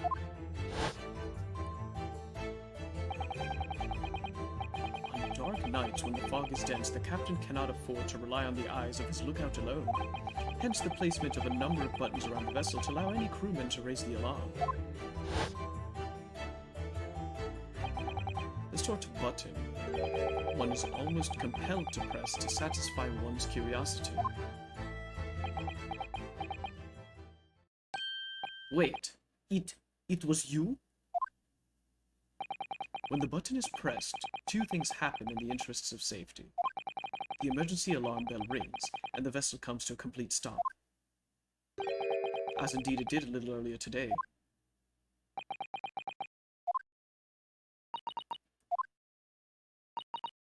Mr. Sholmes, surely it wasn't you who... As I always say, a button has but one purpose in life. To be pressed, whatever the occasion. He sounds almost proud of himself. How dare you mess with sheep! I report you to Captain. You are in so much trouble now. Now, I'm sure that all that can wait until later. Let us not overlook the fact that we have now learned a valuable lesson. When the vessel makes an emergency stop, the bolts on the cabin door slide closed. So, what we must now consider... Yes, it all comes down to one thing now. Last night, after what happened to Mr. Isogi, did this ship make an emergency stop, or did it not? You're idiots! Buria's huge ship with many passengers. If we make emergency stop, even in middle of night, there would be chaos everywhere. What are your thoughts, Mr. Naruhodo? Well, it's certainly possible that some kind of emergency happened last night. We have evidence to support that idea. Really? What evidence? Fascinating. Do show us, my good man. What evidence promotes the theory that some emergency griped this vessel last night?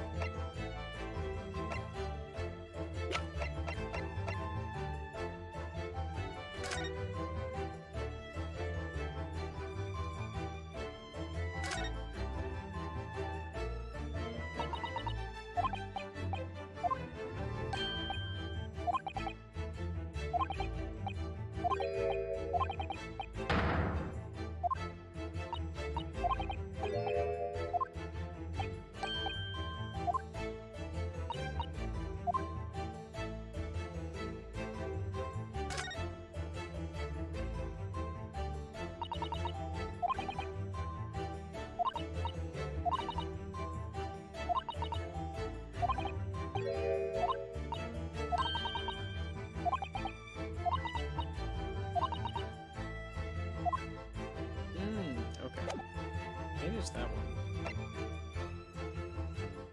I can take the damage for it.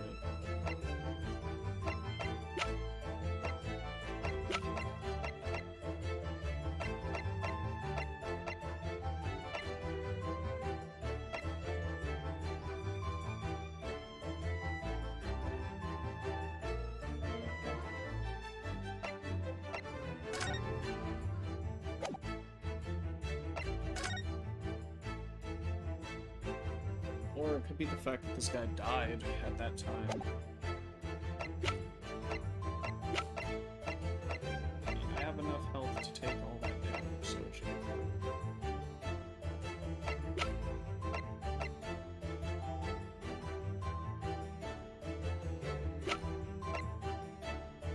Yes! Okay. Let's take that. We can take that.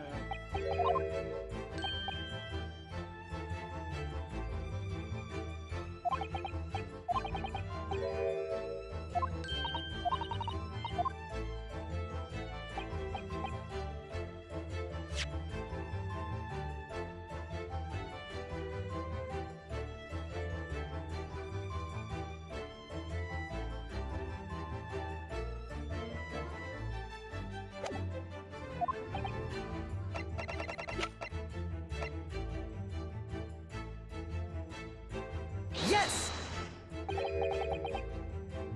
Ocean Man Stroganoff.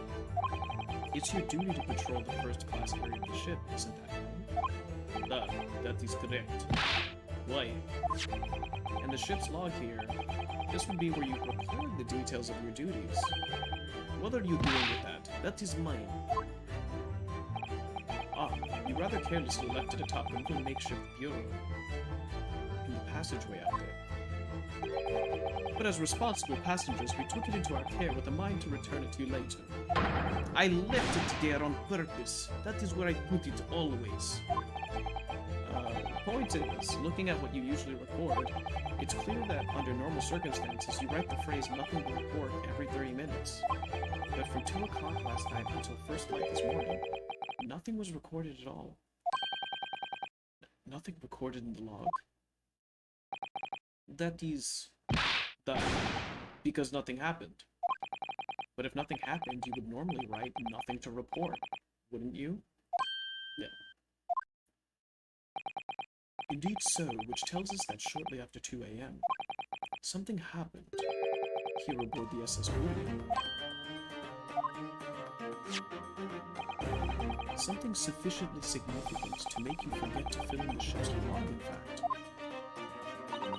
Are you suggesting that the ship really did make an emergency stop in the middle of the night? Stop talking rubbish. If I'm perfectly honest, I find it a little hard to believe myself. Oh? Why?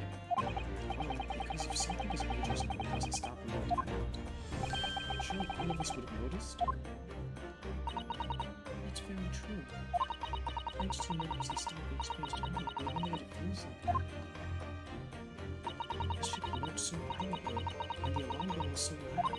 I can't imagine that anybody would sleep through that, even if it happens in the dead of night. Well, no, that's a good point.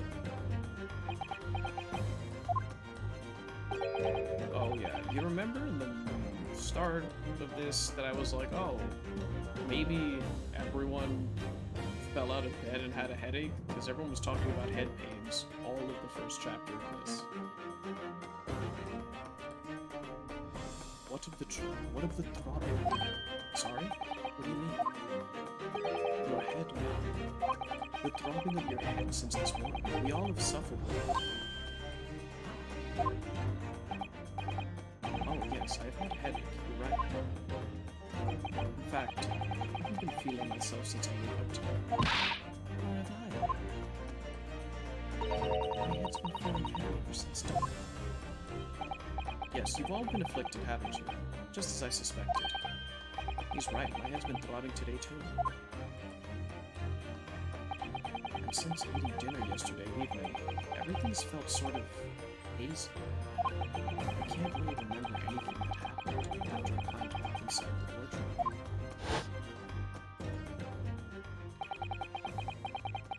thing I noticed this morning was the throbbing pain in my head. I'd already been dragged out of the wardrobe and had those handcuffs put on me by that point. Why didn't I wake up when all of that was happening to me? Tell me, Mr. Nettleholm, you boarded this vessel as a stowaway, didn't you? Oh, well, yes, sorry. The stowaway class of accommodation doesn't usually include meals. What did you survive on? Ah, well, Kazuma looked after me. Oh, I think I'm wrong. I don't think it's because the ship stopped and everyone hit their heads. Maybe they drugged the food, because Kazuma doesn't like chicken, and last night's dinner was chicken, so that's probably what they're going for. He was always happy to share his meals. So you enjoyed some of the whole roast chicken dish that was served yesterday evening, I take it? Yes, in fact, I had all of that. Kazuma wasn't fond of chicken. Oh, really? So the victim didn't eat any of the chicken at all? That's right. He didn't touch it. Is that relevant? My dear fellow, does that not strike you? Oh. Mr. Sholmes, do you mean to say that there was something wrong with the chicken? I do. No. Really? Is that true? The meal prepared for the passengers last night had been tampered with. Tampered with by the addition of a soporific designed to induce very deep slumber in those who consumed it. A sleeping drug? Do you mean whoever did this laced every meal with a sleeping drug so that no one would notice the ship's emergency stop? Mr. Nettleholm, of course this is what Sholmes means. What a far-fetched idea. Precisely. Lacing every meal of every passenger on board with a soporific drug would certainly be impossible. Unless, that is, every single member of the crew was a conspirator. What? Mr. Sholmes? Well, Ocean Man? I'm sorry to say that any more deception in this matter will get you nowhere. If you refuse to talk, there would have to be an inquiry made through the ship company, of course. And were that to happen, every member of the crew, and the captain himself, would be hauled over the coals. For aiding and abetting a renegade.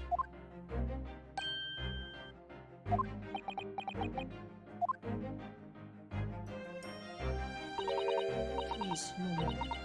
I will tell everything. Eh? I cannot make problems like this. These crewmen are your former comrades, I believe. Yes, so when I decided to run away, I asked them to help me. We all agreed to help. Everyone, together. She threw away everything. Her fame in the battle, Mother Russia. We wanted to help her angel. I don't believe it. You are right. You put sleeping drug in chicken last night. Yes, I remember that. I did notice chewing on a lump of something strange and bitter at one point. But we could not make our drug. How do you say it? Dissolve? Ugh. Talk about heavy seasoning. At the midnight in waters near Sangha, we brought Ranger on board.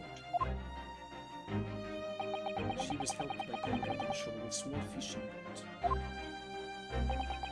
While all the passengers of the SS Uri slept soundly. Thanks to the almost magical effects of the slumber-inducing potion on the evening meals had contained. So that's what happened.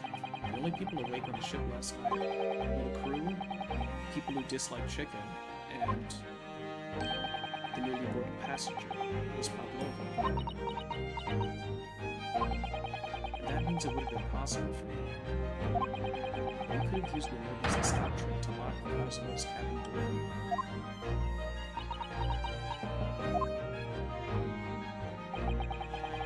does that make sense? Surely every cabin door would have ended up locked in that case, and there would have been complete chaos.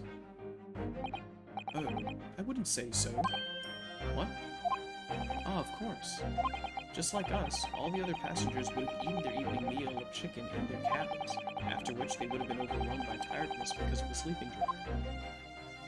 Quite. And accordingly, all passengers were already in their cabins. Yes. The overwhelming majority of passengers would habitually sleep with their cabin doors bolted anyway, and so not one of them would have found it remarkable to find the door locked in the morning. In summary, in order to fasten the bolt to a single cabin door on the ship, the culprit brought the entire vessel to an emergency stop in the early morning hours.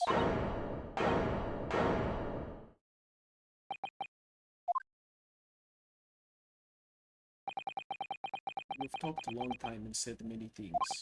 What is point? The point is exactly what I said earlier. If there was somebody else present on the scene when the victim lost his life last night, someone who left a message in Russian on the floor in an attempt to incriminate another, someone who tried desperately to hide the broken fragments of glass that revealed the culprit's identity, and someone who abused the ship's emergency stop procedure in order to lock a door. All told, a busy night. But I don't know about any of this. I'm just a little girl. You like to speak with your long English words and explain your clever ideas. But I am sailor, and sailors don't listen to long boring stories. We don't believe. Sailors, like me, we trust only what we see with our eyes. A laudable trait. What? I'm quite of the same disposition, my good man. Observation to me is everything. Mr. Naruhodo. Oh, yes? Do you hear it? That accusatory cry of guilt on the wind? What accusatory cry of guilt? Sorry, you've lost me. Proof of involvement. But you can't hear such a call with your ears. No. You must hear it with your eyes, for observation is the basis of all deduction. What are you talking about? I believe the time has come for one final logic and reasoning spectacular to expose the truth.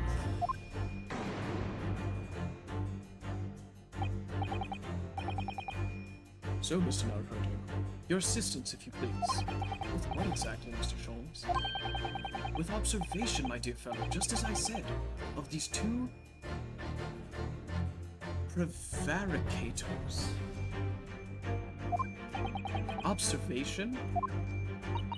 If you remember, Mr. Naruhodo, we know that somebody tried to fabricate evidence, don't we? By tampering with the scene of Mr. Asogi's death. What we're looking for is some trace of evidence that one of these two is there patterned. Precisely. You're delightfully quick to grasp my meaning. Alright, I'll see what I can see.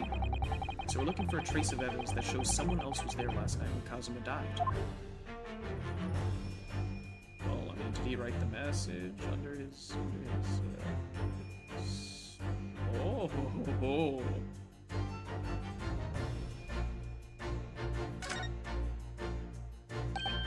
Oh, look at this. There's some kind of stain in an unusual place. Yes, you're right. It looks like ink, if I'm not mistaken. Ink? Look at the color, too. It's clear where this came from. Yes!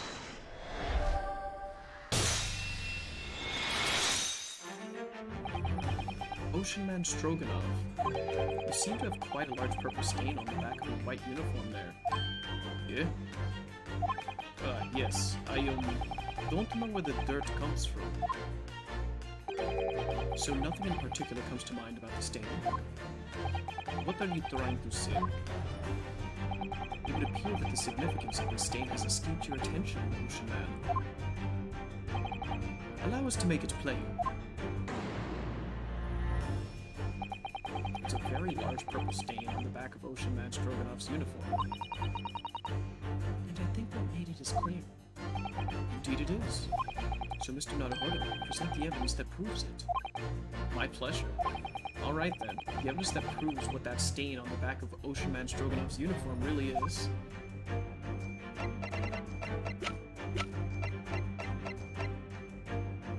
Yes!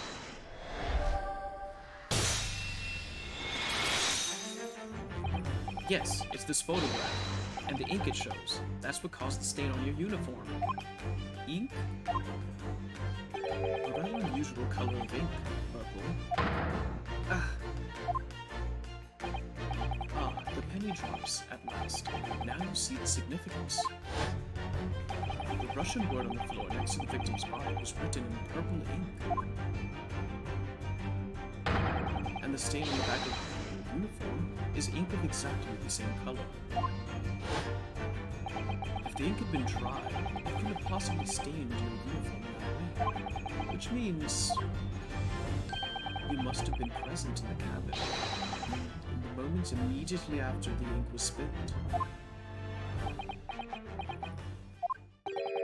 Alright. Yes. It was me. I did it. Everything. I arranged everything in that student's cabin to make it look like Wardrobe Man did it. I then pressed the button to make Burya do emergency stop and bolt cabin door shut. I did everything so no one would suspect our angel. Beef, please. Don't worry, Angel. Let me do talking. It was after 1 in the morning. I was on duty patrolling passageway. Then our angel came to me. She was white like sheet. Eve, please, you must help me. I went with her. The door to cabin number 1 was open. When I looked inside, I saw student boy on floor. What happened here?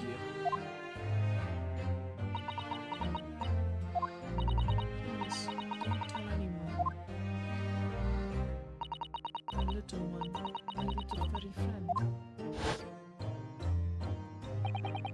Everything that happened in cabin is like Angel told you. The kitten escaped. Oops. Just hard cuts. I'm just cutting him off, I guess. The kitten escaped through the ventilator into Mr. Asogi's cabin, and then he tripped over it and broke his neck when he fell to the floor. Yes, that is right. So after the incident, when the cat ran away, Miss Pavlova then visited the cabin next to hers, only to find its occupant lying lifeless on the floor. She said she was worried when she heard. Oops. She said she was worried when she heard the sound of something falling on the floor. That's when she went to look. No, Angel?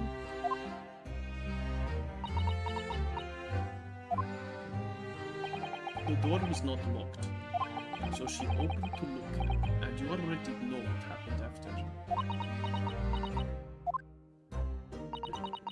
There's just one thing, if you wouldn't mind. What?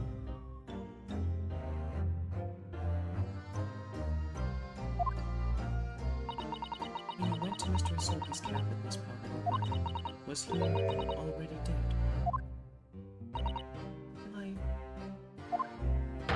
I already told you. When Nina opened the door of student's cabin and looked inside, I was asking Miss Pavlova. well, Miss Pavlova? Oh, Yes, that is right. I saw him. It was dark. He was wearing black button. He was on the floor, not moving. I was scared.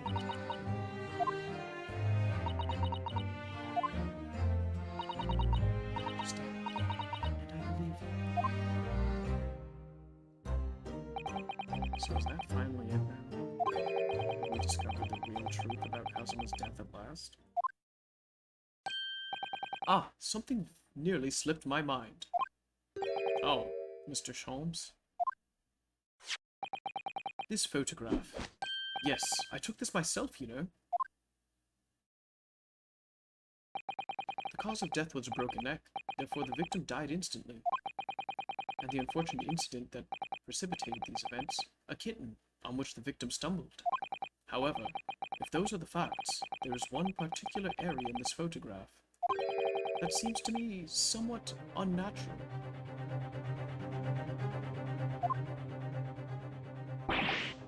What do you mean unnatural? What are your thoughts on the matter, Mr. Naruhodo? Hmm? Oh, well... If Kazuma tripped and fell, by some terrible stroke of bad luck broke his neck, which part of this photographic print seems unnatural? Oh yeah, there's like no blood from him landing on the back of his head, or from whatever he landed on. It should just be his head, or his neck.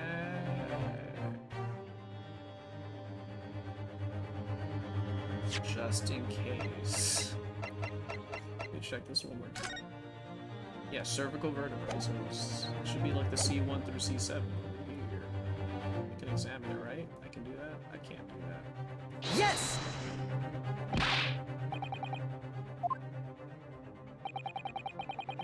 Oh. He's roasting me. It's not the spot. Allow me to offer you a piece of advice regarding the pursuit of detection, my dear fellow. When noting a crucial point, it can be helpful to keep your eyes open. They were open. And it can be equally helpful to use them. Sorry, I'll try that. I think it's pretty obvious to show someone's by unnatural, isn't it?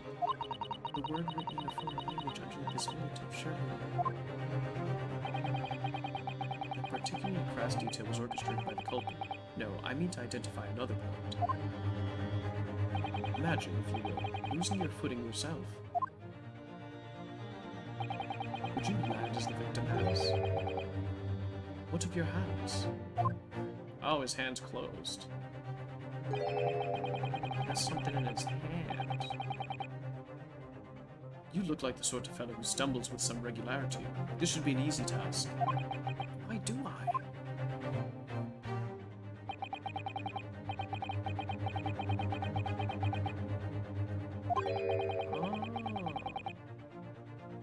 Does he have hair in his hand or a necklace? Yes! Is there evidence in his hand? His fist doesn't seem quite right. The exact same thought occurred to me. In a fall, one's instinct is to open the palms flat. Yet here we see the victim with his left hand tightly balled into a fist. Almost, you might say. As though he were gripping something.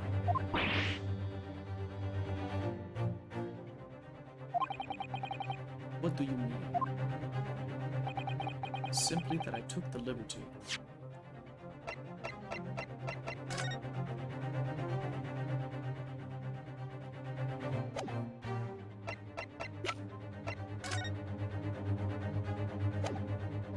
Okay, this makes sense.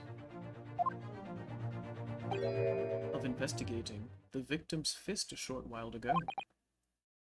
You did? And with that, pray, do you imagine I found there, my dear fellow? Mr. Sherlock, show us. Why, of course, my dear madame. Why would I keep you in suspense? This is what I found.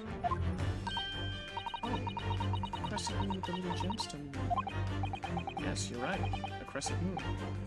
It's very pretty, but what does it tell us? It's another earring, kiddo. It tells us nothing. I'm not so sure. That crescent moon looks familiar somehow. I'm sure I've seen it somewhere before. Observation, Mr. Naruhodo. That is the key. What? The truth is now tantalizingly close. How did that crescent moon come to be in Kazuma's clenched fist? This is the final clue, the last piece of the puzzle. Ask yourself, what does this little crescent moon mean? What significance has it? And observe. Find the answer with your own eyes.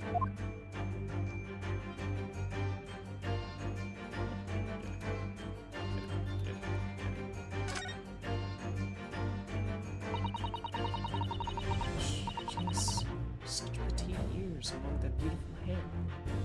Like little pink shells.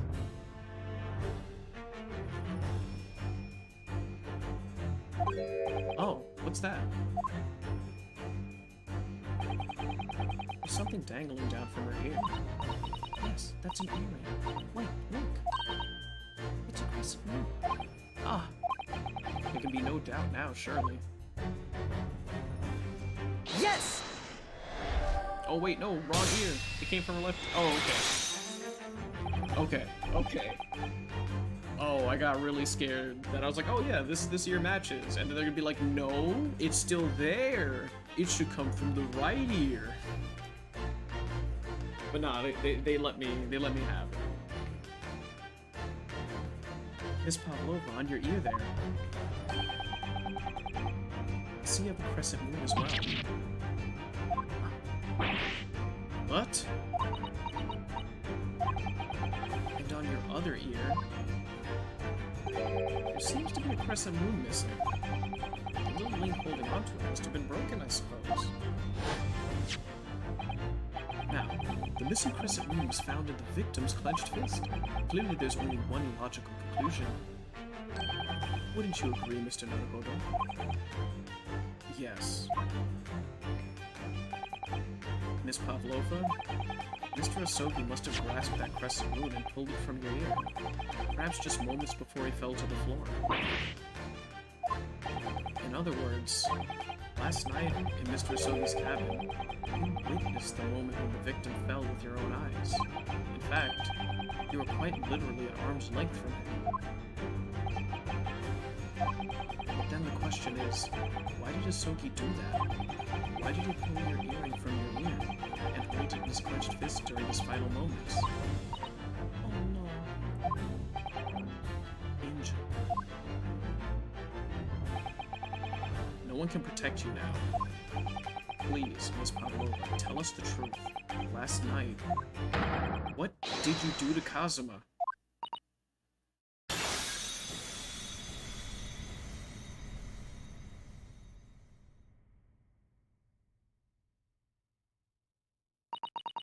When I think about everything that happened yesterday, it was too much.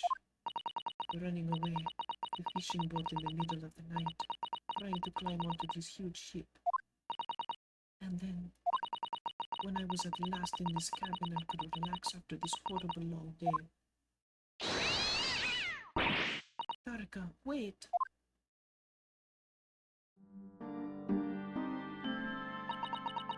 I couldn't believe it when she disappeared through the ventilator. I tried to call her with a little whistle. I tried waving her favorite toy, but nothing worked. Tarka would not come back.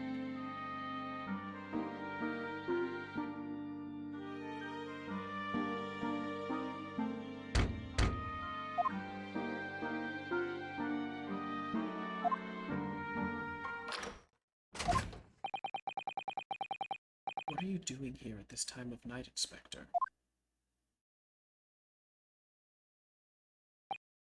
Oh, I'm sorry. I thought it was a friend of mine.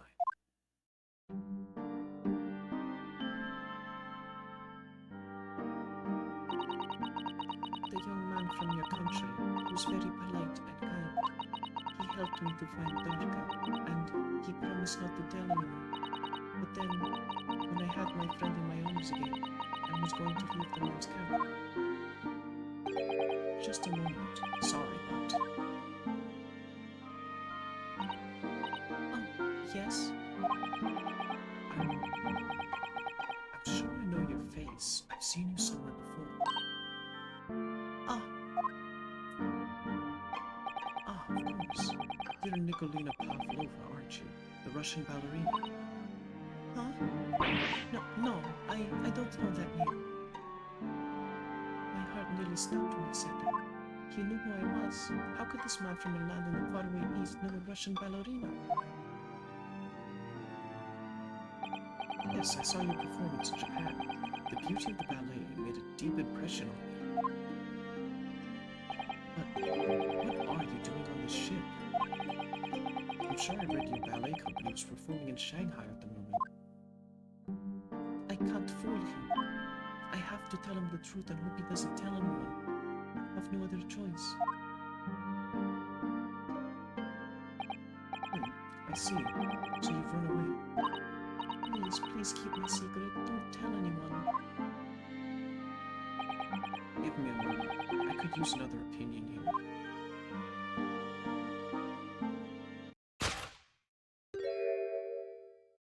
He's going to pull that cord. He's going to tell the captain. Why did I think I could trust him? Then it happened. Everything at once. It was only a second, but it felt like forever. Wait! I shouted, and then... Darka jumped out of my arms and down to the young man's feet. And... as he turned around to look at me,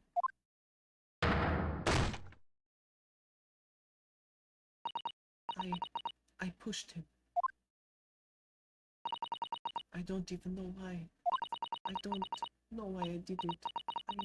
I just was so scared. And I had to stop him from telling anyone about me.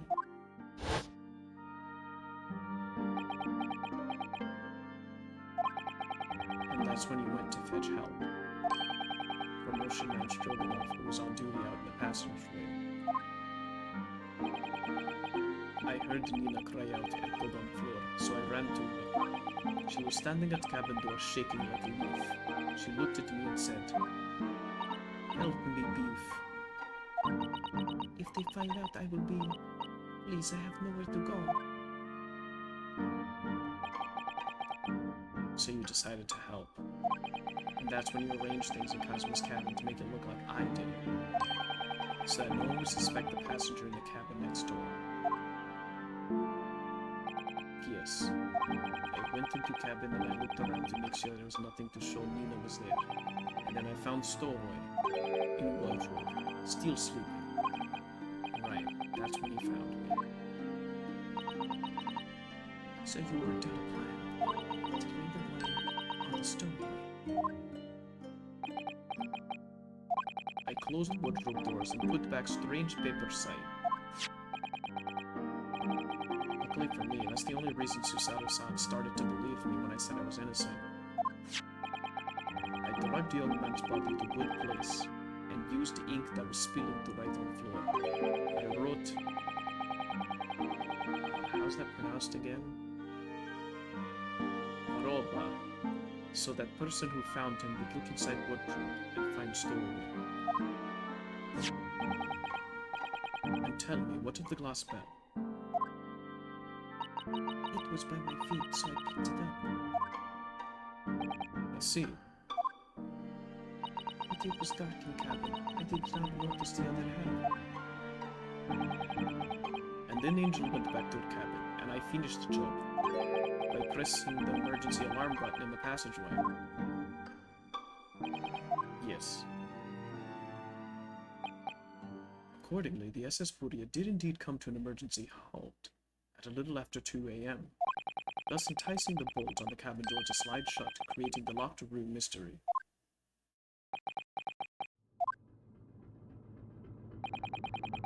There's still one thing I don't understand, Miss Pavlova. What? Well, you said that you told Kazuma about the fact that you'd run away from your homeland, and it's because you were worried he was going to tell the captain that you pushed him. Isn't that right? Yes. But even if he had pulled the bell cord and called for the captain of the ship, aren't you friends with every member of the crew? Why would that have been a problem? It was what he said first. That made me scared. What he said first?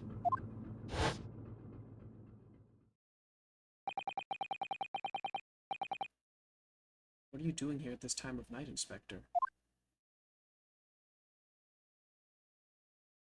Oh, I'm sorry. I thought it was a friend of mine. He said an inspector was his friend. Ah, yes, meaning me. Who was supposed to be acting as his bodyguard. I thought that if police knew about me, they would arrest me. So before he could pull the bell cord, May I stop you a moment, please, Miss Pavlova?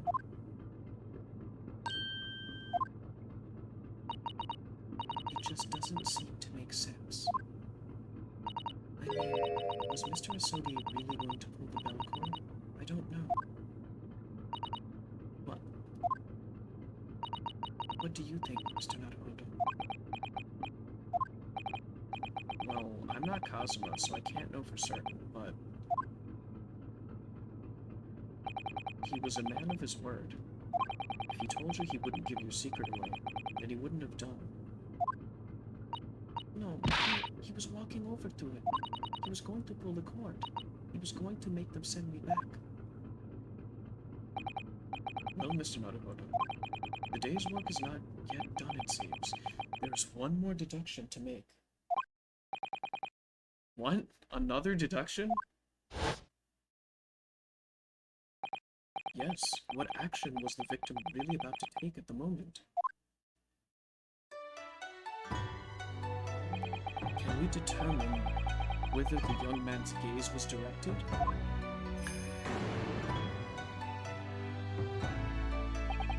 First, consider the victim's location within his cabin. That's easy, I remember every detail of that room. I mean, yes, I spent quite a lot of time in the wardrobe, but still. That cabin has been my home for this entire voyage. So this is how the cabin looked last night, even when Pavlova visited Kazuma-sama? Yes, it's exactly how it was. Are you ready then, Mr. Naruhodo? Yes. If there's one thing I've learned today, it's that a simple gaze can reveal all manner of truths. And not only that, in order to draw the right conclusion, you can't afford to be out by even a little bit when you're following the gaze to where it lands. So, when he turned away from Miss Pavlova, what exactly was Kazuma looking at?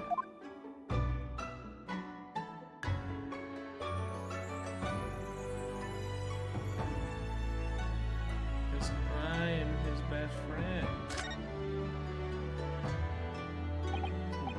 The wardrobe. My wardrobe. I was in there at the time, of course, sleeping soundly. Too soundly. If only I hadn't eaten that chicken that was laced with a sleeping drug.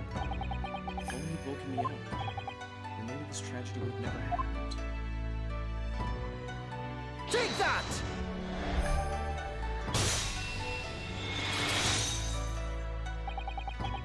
Considering everything that happened last night, certainly it may have looked as though Kazuma was going to ring the bell cord.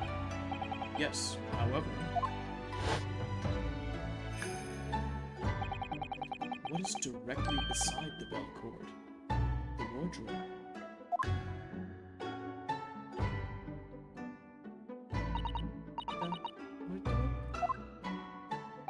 And more importantly, what was inside the wardrobe?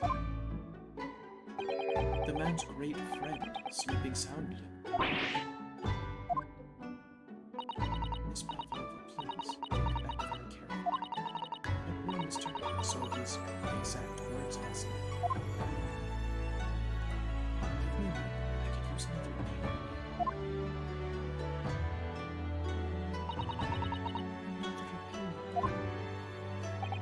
Yes, but not from a member of the crew.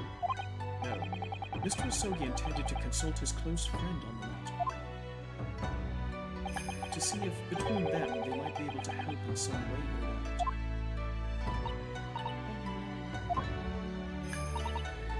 Sadly, we can't know the truth for certain now. It's too late for that.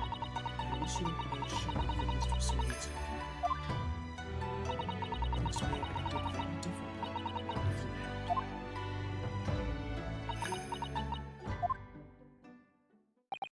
Miss Pavlova. I want to thank you for finally admitting the truth. But unfortunately, the truth is, a man lost his life because of what you did. And that will never change. I hope you never forget that. I'm sorry. Really, I'm so sorry. What have I done?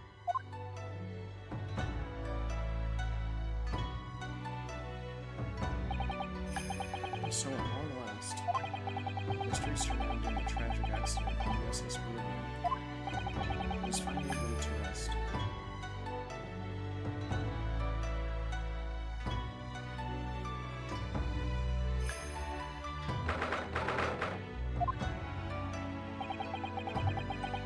What will happen to Miss Pavlova now? Once we reach Great Britain, she'll be handed over to the British police at Scotland Yard. What about the fact that she ran away from Russia? Won't the Russians try to repatriate her? Apparently the English detective can speak to the immigration office and sort that all out. Mr. Sholmes can do that? So she won't be going back to Russia then? No, I don't think so. Even if she wanted to return in the future, I doubt she would be able to. She ran away, so now she's in exile for life. Let's see. I'm sorry. Ocean Man Stroganoff? One could think of arranging, no matter what. But I didn't think about you, about how you lost a good friend. I will go with you. I will leave myself to British police. That's kind of you. In the meantime, thank you for letting me go free again. Ozma's death feels like such a waste. Well, do what you can for Miss Pavlova, won't you?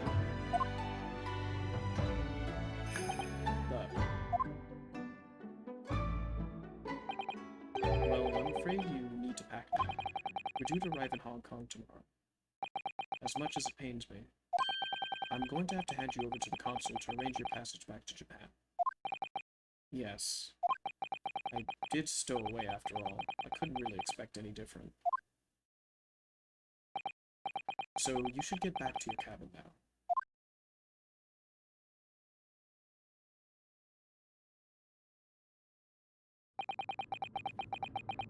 It looks like my study tour to Great Britain is over before it's even begun then. To think that only days ago Cosmo and I were laughing together about how we'd tear up the streets of London. It seems like a distant memory now.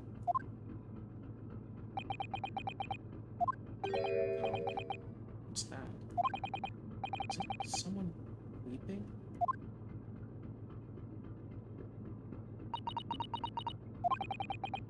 Suzaru-san?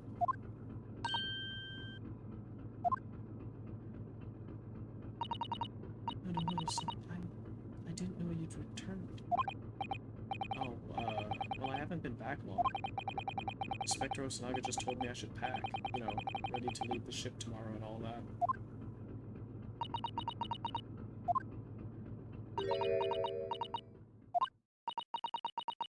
I still can't believe this has happened. I can't believe someone's life can be over just like that.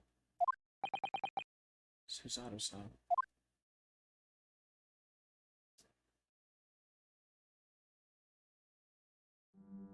He had such grand ideas for his visit to Great Britain. So many dreams.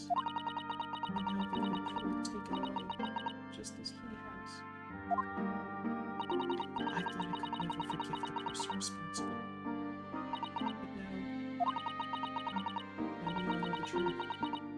It was just an accident. Just a silly series of mishaps. It's too much, I don't understand. It's just too much. Yes, I know.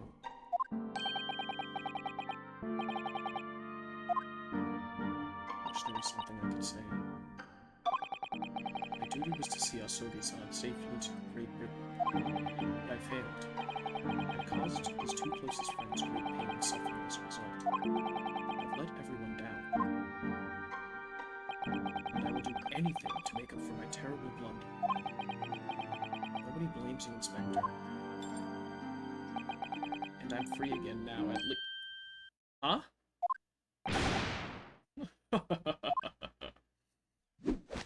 Surprised, Mr. Naruhodo? What is the meaning of this? Oh, a trifling matter. Simply that in my head, I think that I shall always picture you wearing those shackles. Without them, the balance seems all wrong. It's distracting. Sorry. So I decided to restore them, for old time's sake, shall we say? You are a stowaway, after all. Who thinks this is funny?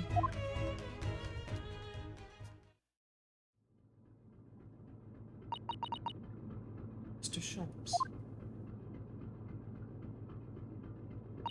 We do appreciate all your assistance. I'd like to thank you from the bottom of my heart. Not at all, not at all.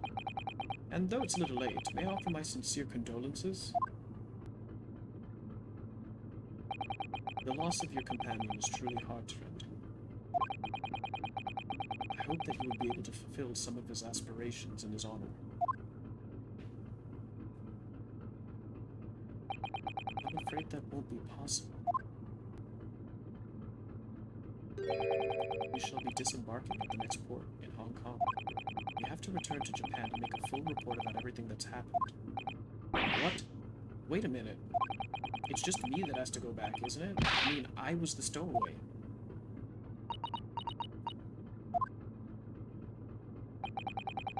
The terms of this study tour were negotiated by the Department of Justice in both Great Britain and Japan. It was to be one lawyer and one assistant. Was to be.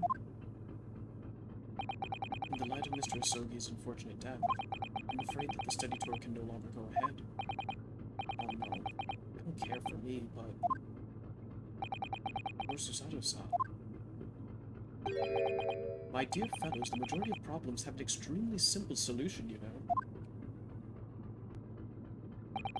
All you require is one lawyer, and the study tour can continue, surely. But there's no one else with the necessary qualifications, Mr. Sholmes. We know of no other lawyer. Qualifications, you say?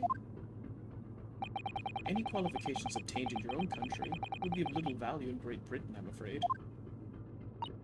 Oh, but anyway, the voyage to London still promises a good month of time. Ample opportunity, I would say, to find yourselves another suitable lawyer. Yes. Miss Susato? Yes? Do you think perhaps I might be able to do it? You're not a lawyer, Mr. Naruhodo. Oh, unless... Are you studying law? No, I'm not, but... I'm sorry. In that case, I don't think there's even a chance it could work. But as I said, there is still more than a month before we reach England's shores. Isn't that right, Mr. Naruhodo? Yes, I have a month in which to study, to learn what I must to become a lawyer in Great Britain. Mr. Naruhodo? That's ridiculous. Are you certainly suggesting that anyone can learn all of that in just 40 days? There's only one way to find out. I would work my fingers to the bone, Inspector, every single day. Will you let me try? And if, by the time we reach Great Britain, I haven't learned enough to be recognized as a lawyer, I'll take whatever punishment is deemed appropriate. But why put yourself in such a difficult position? For Kazuma, he said that there was something he had to do in Great Britain, and that he would sacrifice anything to make it happen. He was passionate about it. I can't let all that passion just come to nothing. And anyway, it's for my own benefit too.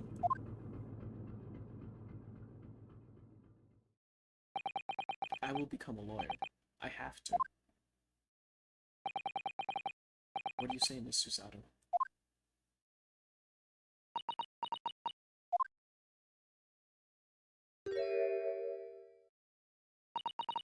I think it's a wonderful idea. Thank you. So, what does our bespectacled Inspector friend say? Are you serious? one lawyer, and one assistant. The numbers are indisputable. No, no, no. It's madness. Yet fascinating, wouldn't you agree? Fascinating? Duty and rules are the dull routine of existence that we all live in. Give us interest. Give us fascination. Speak for yourself. Besides, qualifications are no measure of a man. What matters is his character, right? And you've witnessed ample evidence of this man's exemplary character today with your own eyes. From the early hours of this morning until this very moment now. Despite contending with the passing of his close companion, and despite the accusation of guilt, this man has shown resourcefulness, intelligence, and above all, courage.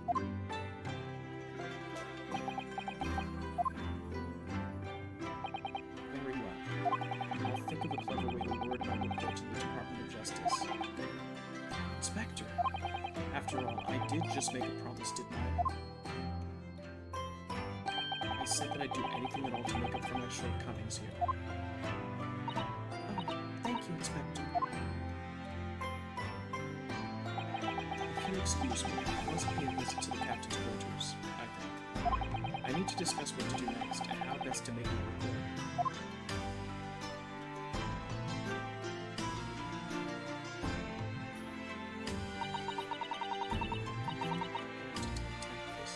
Mr. Longwood? Yes, I'm going to try. I wonder, would you consider teaching me what I need to know?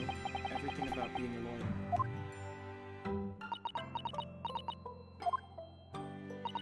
I'd be delighted to help you. I am a judicial assistant after all. Thank you. Mr. Longwood, I'd like you to take charge of this. What? Me? Are you sure? Choose what Kazuma would have wanted. Its name is Kagura. It's a great sword that's been in the Asoka for generations. Very well. I accept it. I'll treasure it always.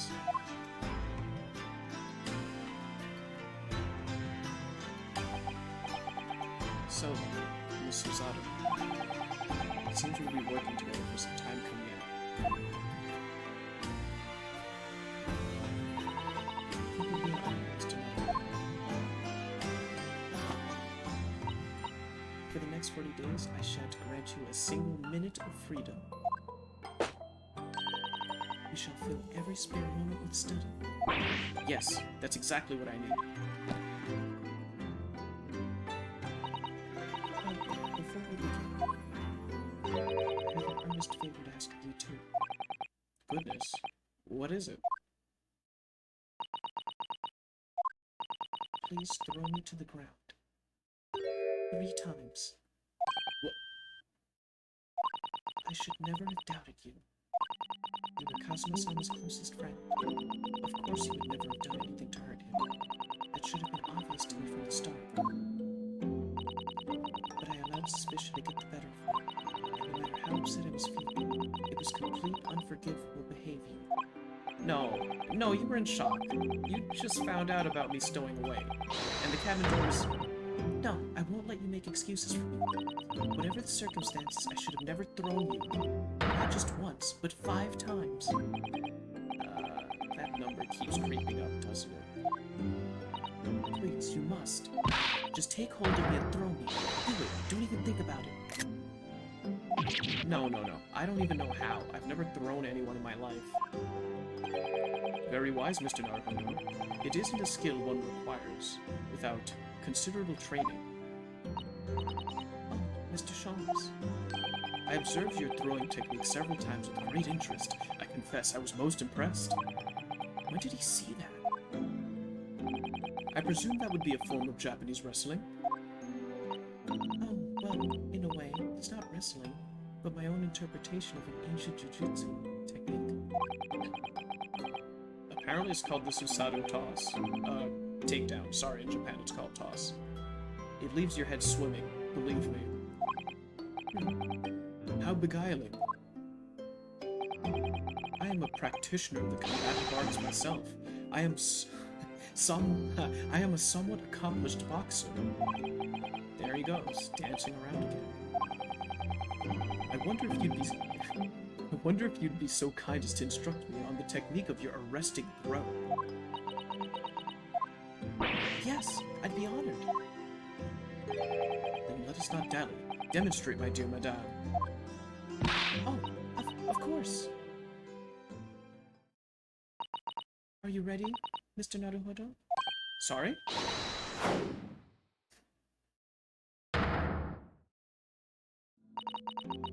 As you can see, you throw from the abdomen. Oh yes, arresting indeed. And that is what you term the Susato takedown, is it? Actually, no. That was a Susato squash.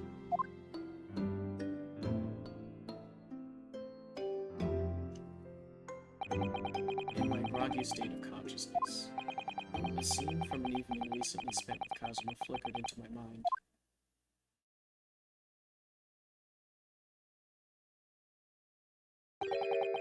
Karuma? That's right. It's a crisis that's been passed down through generations of the Asogi. I can't believe you managed to get permission to bring it with you. I mean, taking a katana on a study tour is more than a little irregular, surely?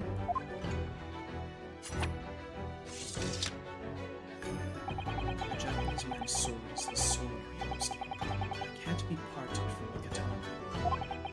Karuma guides me. I truly believe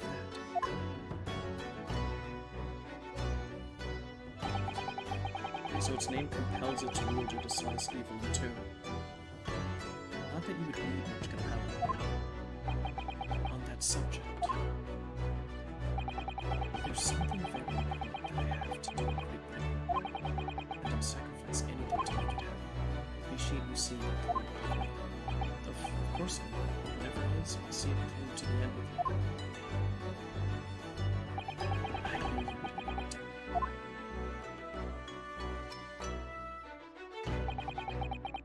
That important thing he had to do.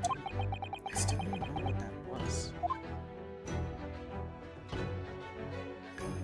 I'm going to see the place for myself and work it out.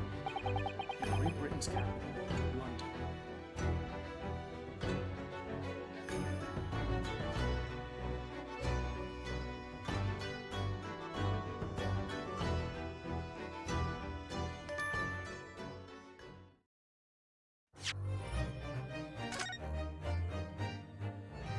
Sick. And that's the end of episode 2, part 3. As always, thank you all for joining me and have a great night.